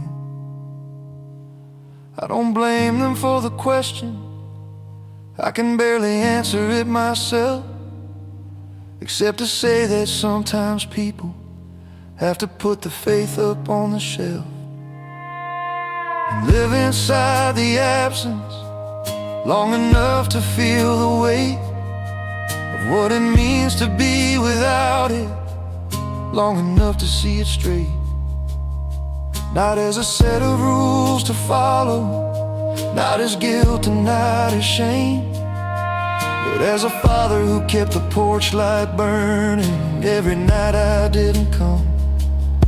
And now I sit in mass on Sundays next to people I don't know, fumbling through the parts I've forgotten, relearning everything I let go. And it's awkward and it's humbling, and some mornings it feels thin, but I keep showing up on Tuesdays because something here is calling me back in. My mother lit a candle for me every single week I was away. She never told me until I came back, didn't want to push, she said she'd just pray. And I think about those candles burning through the years I wasn't there, the quiet faithful intercession of a woman on her knees in prayer. That's the thing about the people who stay, they hold the space for the ones who go. They keep the faith alive and breathing for the prodigals they love and know. And when I finally made it back, she didn't say a single word, just held me in the parking lot like the answer to every prayer she'd heard. It's a long way home when you've been gone for years, when the road back feels like surrender and surrender feels like fear. I went the long way home through the wilderness and pride, through the seasons of not knowing what was missing from inside. But the door was always open and the light was always on, and grace met me on the long way. My mother's candle lit the long way. God was on the long way home, the long way home. Turns out it was the right way.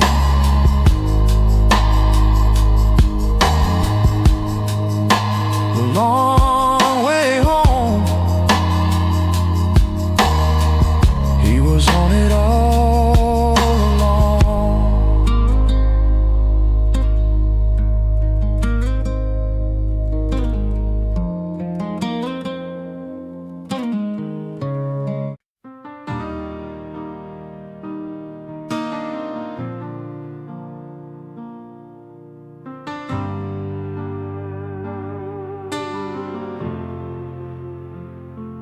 They left Egypt with a promise and a long and desert road, but somewhere in the middle of the wilderness and the cold, they forgot about the chains they've been wearing all those years, and started missing what they left behind through the filter of their fears.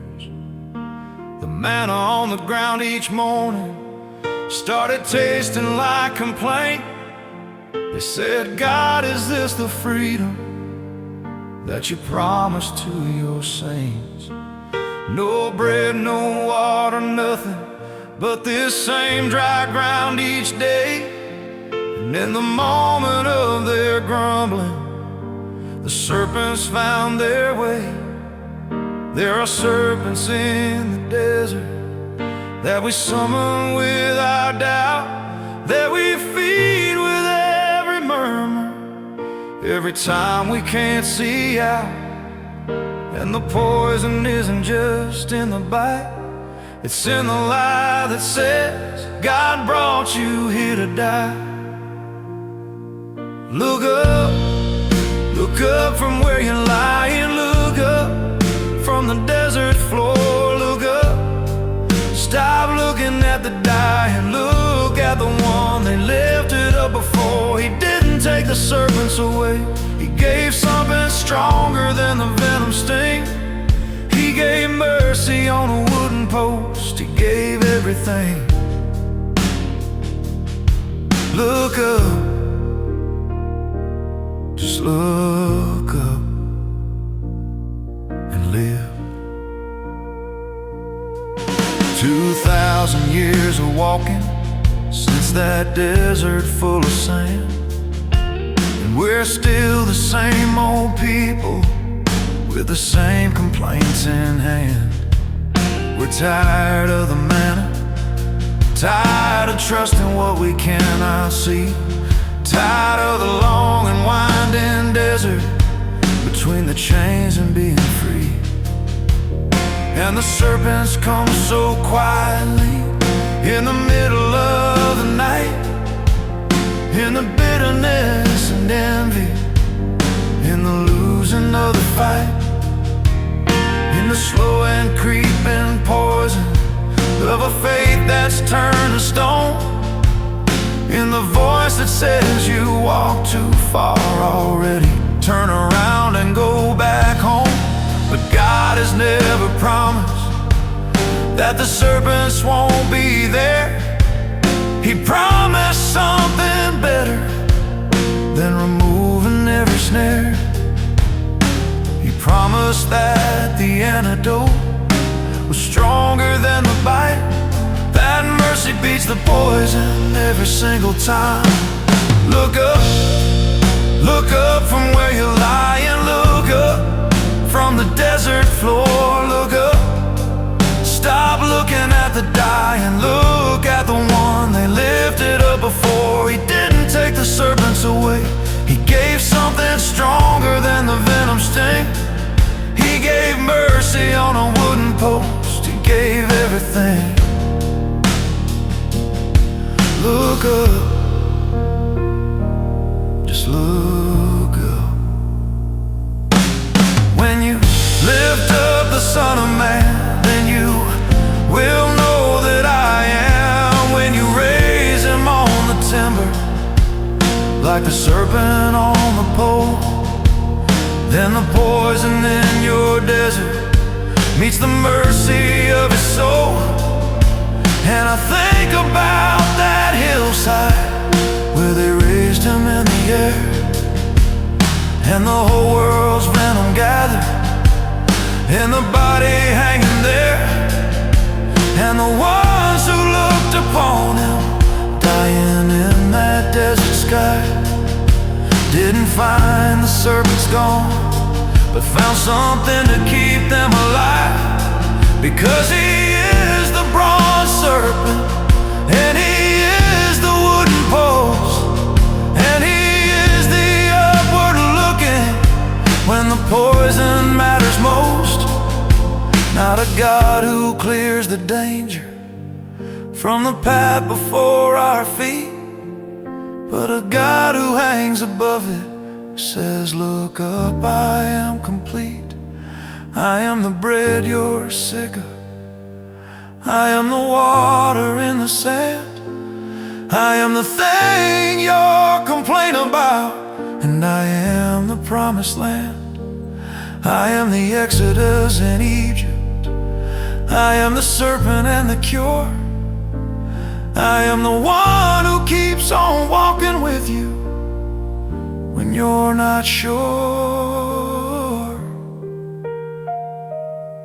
I've been flat on desert ground more mornings than I'd like to say, when the faith felt like a burden, not a light to show the way. When I looked around at others with their easy roads and cleaner skies, and I let the poison in through the smallest of my doubts disguised.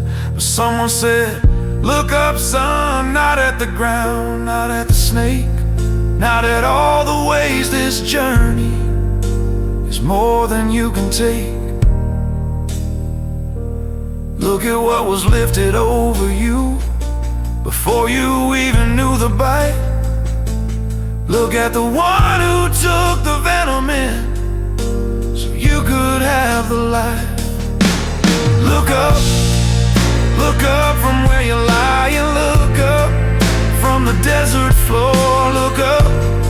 Stop looking at the dying, look at the one they lifted up before. He didn't take the serpents away, he gave something stronger than the venom sting.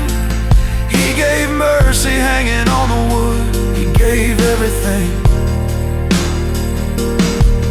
When you cannot see the morning, when the poison's in your chest, when you're tired of all the manna, when you're sick of all the rest, look up, just look up and live. Look up, he's been lifted. Look up and live.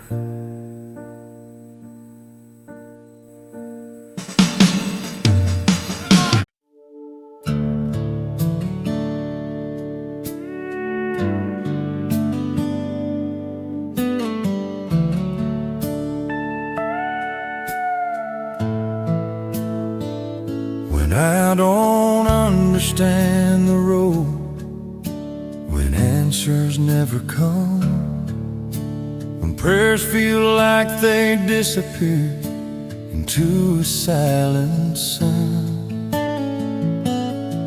when doors close without warning, when dreams fall through my hands, when everything I thought was sure slips like shifting sand. You're not shaken, you are not late, so I will trust you still. When the mountain doesn't move, when the valley feels too long, when I don't see the proof, I will trust you still. Through the breaking of my will, even in the waiting, I will trust you still.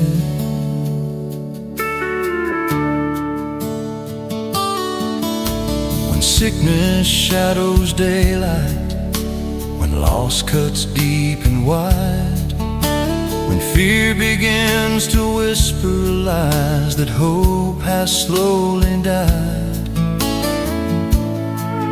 oh, not surprised by pain, you stand outside of time. You see the ending from the start and call it all divine. You hold tomorrow inside your hand, so I will trust you still. When the night refuses dawn, when I feel the weakest, when all my strength is gone, I will trust you still. Not because I understand, but because you are my Father, and my life is in your plan. Faith is not a feeling, it's a choice I make, to stand upon your promises when everything can shake. If you are God above the storm, then I have nothing left to fear. Even in the silence, you are near. I will trust you still. When the waters rise and roar, when the path is narrow, when I can't see the shore, I will trust you still till my final breath is filled with the quiet of surrender. I will trust you still. You are faithful.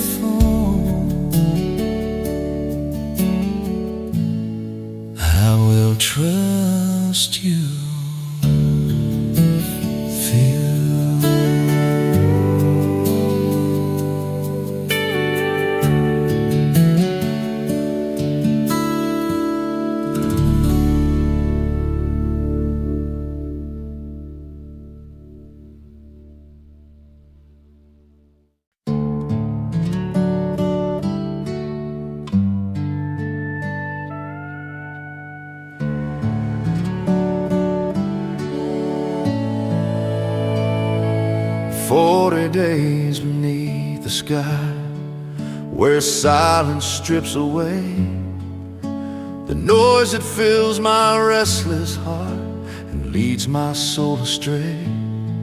No crown of ease, no feast of pride, just ashes on my head. A fragile man before his God, on living daily bread. Strip away what blinds my eyes, burn away disguise. Lead me through the desert, Lord,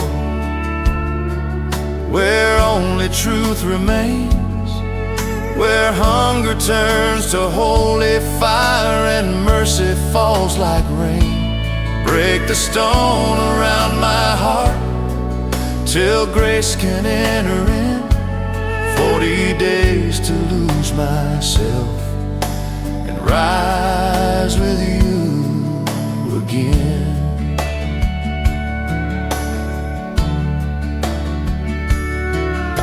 The tempter whispers comfort, the easy wider road, but you were there before me, beneath temptation's load. You fasted in the wilderness, you faced the darkest lies, and showed that strength is born within when self and pride both die. Teach my soul to choose the cross, not the lesser loss. Lead me through the desert, Lord, through dust and honest prayer, where hidden sins come into light and meet your mercy there. Break the stone around my heart till chains are torn within.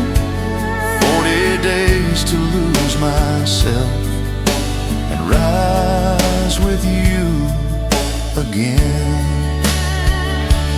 Not just sacrifice of bread, but sacrifice of will.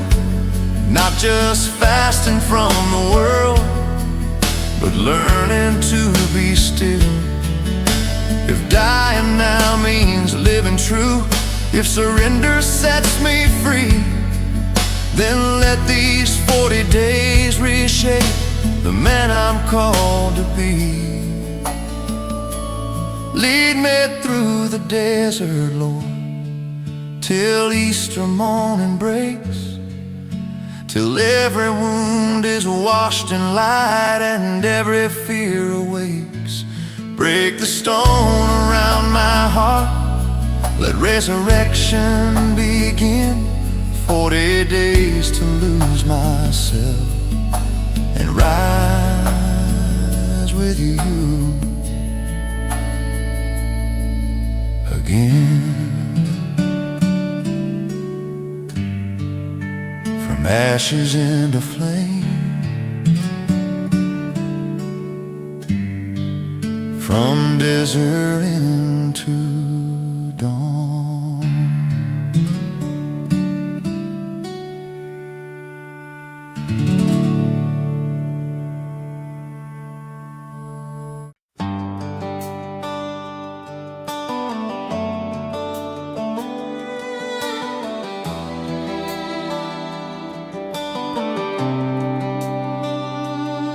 It's not always thunder in the sky, not always tears that fall.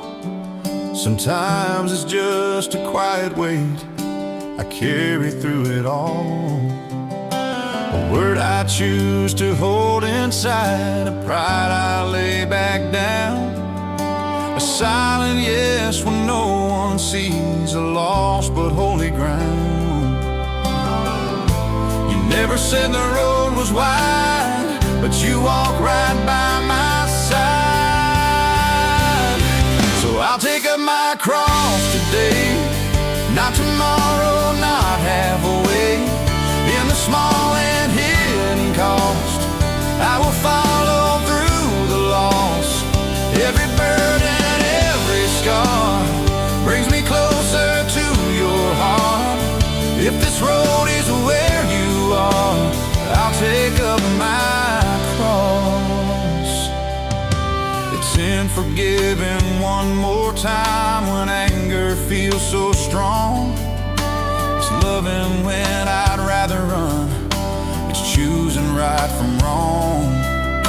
It's faith when heaven feels so still, when prayers seem unanswered. It's trusting in the unseen will of my Redeemer. You carried yours of Calvary, now you ask the same of me. So I'll take up my cross today in the simple, narrow way. When obedience has a cost, I will follow through the loss.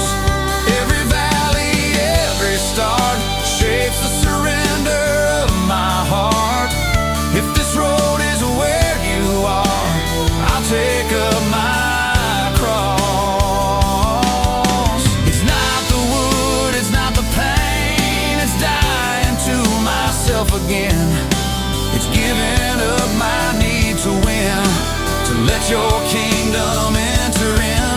If losing me means finding you, then break what must be broken through, till all that's left inside my soul is love that makes me whole. I will take up my cross each day, through the storm and through the gray, for the one who bore the loss and turned across to hope.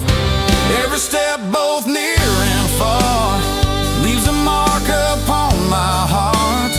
If this road leads where you are, I'll take up my cross. Not my will, but yours be done.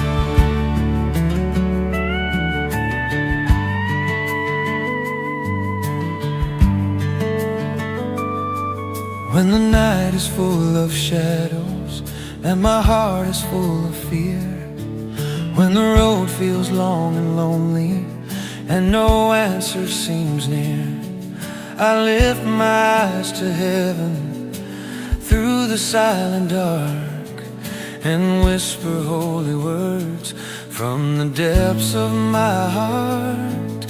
Mother of mercy, hear my cry.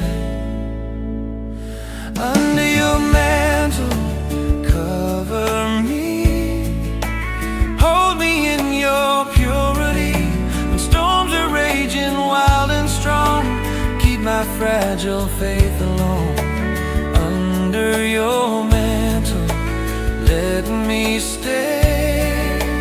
Guide my steps along the way until I rest in perfect light under your mantle tonight.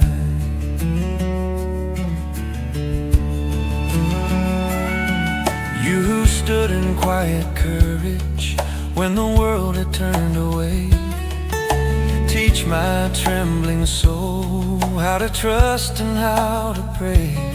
When temptation whispers softly and my strength is small, wrap me in your tenderness and lift me when I fall. Mother so gentle, stay near me. Under your mantle, cover me. Guard my heart in charity. When doubt is louder than my song, remind my soul where I belong. Under your mantle, let me hide, safe within your holy side, until my fears are washed away. Under your mantle, I will stay.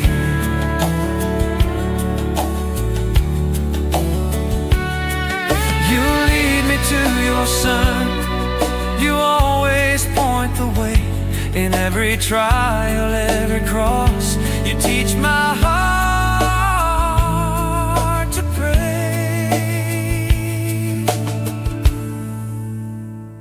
Under your mantle I will stand, trusting in the Father's plan. Through every valley, every sea, your gentle hand is guiding me. Under your mantle, till life is through, let my final breath choose you, and may my soul forever be under your mantle, eternally.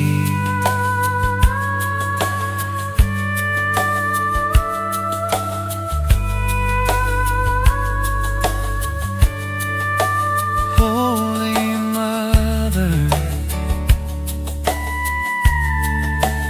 pray for me.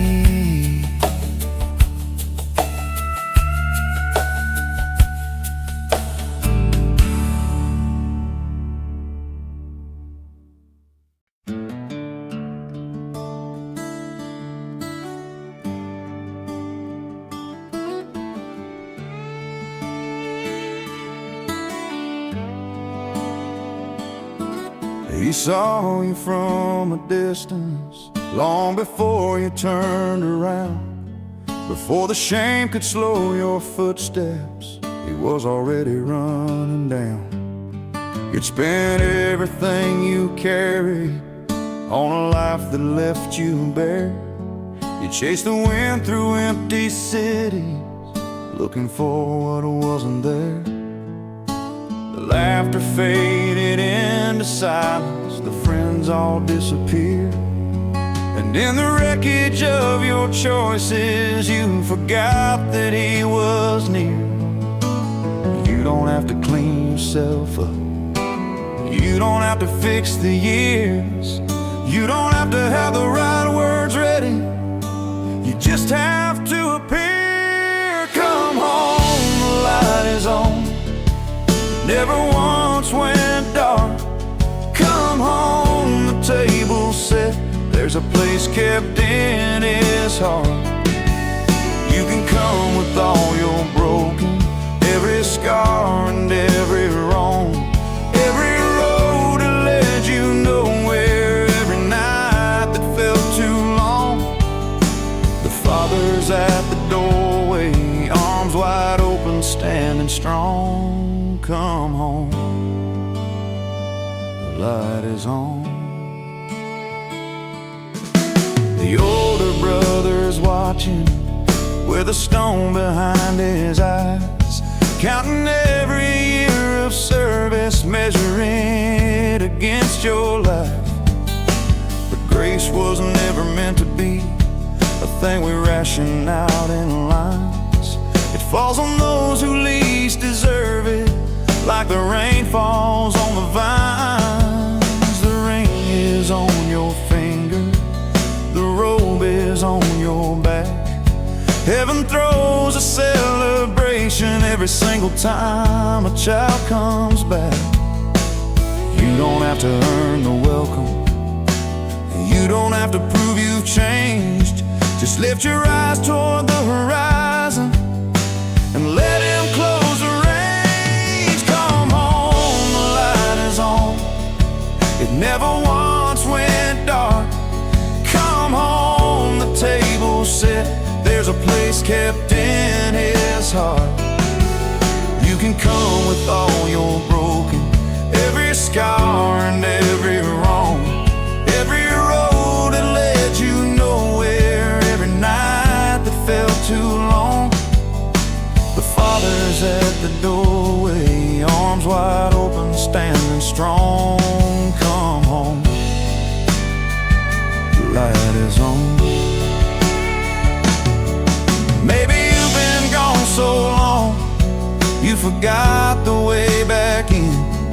Maybe shame has built a wall between your heart and home again. Maybe someone said your name like it was something to be scorned.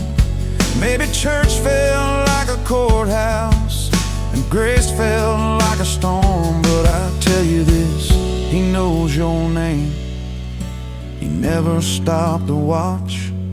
He left the 99 behind to bring the one lost back. The price was paid before you left. It cost him everything he's got.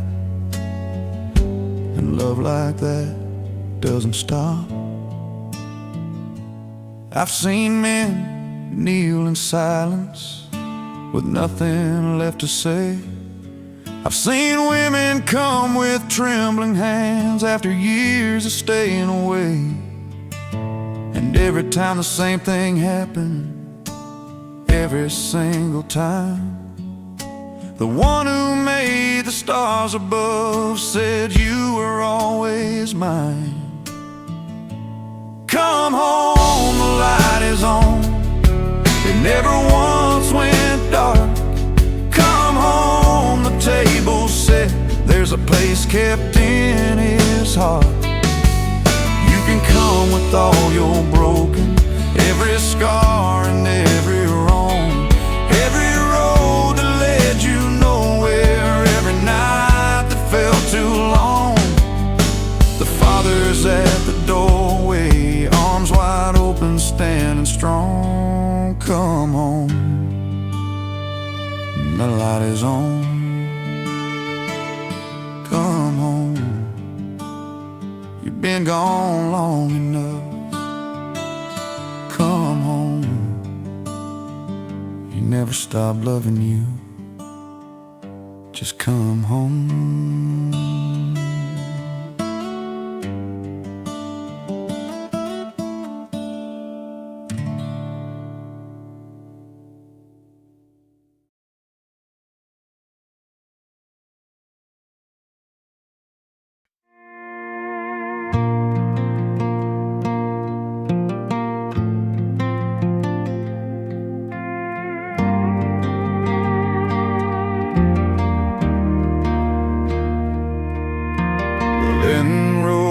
Almost done, the desert's nearly crossed. I walk these 40 mornings, counting everything I've lost. Not the things I gave up willingly, but the things that fell away. When the silence got so honest, I had nothing left to say. I came into this season with a list of what to fix, but God had other plans for me than my spiritual tricks. He didn't want my sacrifices, he didn't need my discipline. He just wanted me to sit still long enough to let him back in. And now the week is coming, the holiest of all, when heaven holds its breath again before the curtain falls. Almost Easter, almost morning after dark, almost the stone rolled away, almost the open heart. I can feel it in the distance, like the dawn before the sun. Almost Easter, almost everything undone and made new. Almost Easter.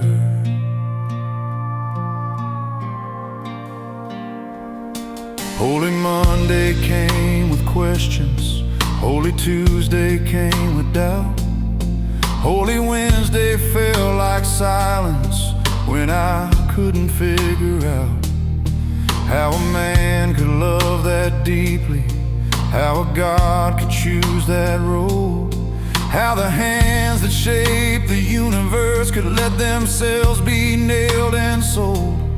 Holy Thursday broke me open, kneeling at that wooden pew, watching bread become his body, watching wine become him too. And I understood the upper room, the fear behind that door, that even those who loved him most weren't ready for what lay before. But Friday has to happen before the Sunday comes. The tomb has to be sealed up tight before the stone gets rolled and done. Almost Easter, almost morning after dark, almost the stone rolled away, almost the open heart. I can feel it in the distance, like the dawn before the sun. Almost Easter, almost everything undone and made new. Almost Easter. Good Friday broke the sky in two. The veil was torn in half. The earth itself was trembling at the weight of what had passed. And in the dark of Holy Saturday, the world held still and breathed. And I, knowing that the grave was losing everything it thought it owned beneath, I've had my Holy Saturdays, days of not knowing what comes next, days of sitting in the in-between, of silence and unrest. When the thing you love seemed gone for good, when hope had left the room. But Easter always follows Friday, light always breaks the tomb. I've been preparing all this season, giving up and kneeling down, fasting in the early mornings before the world makes all its sound. But no amount of preparation could make me ready for the grace that meets me at the Easter Vigil, when the fire lights up every face, the candle passed from hand to hand, the darkness giving way. Hallelujah, finally spoken after 40 silent days. And something in my chest ignites, something old becomes brand new. Almost Easter just became Easter. And He's alive and I am too. It's Easter. It's morning after dark, the stone is rolled away. It's the wide open heart. I felt it in the distance. Now the sun has finally come. It's Easter, everything undone and made new. It's Easter, He is risen.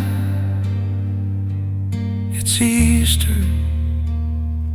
Hallelujah.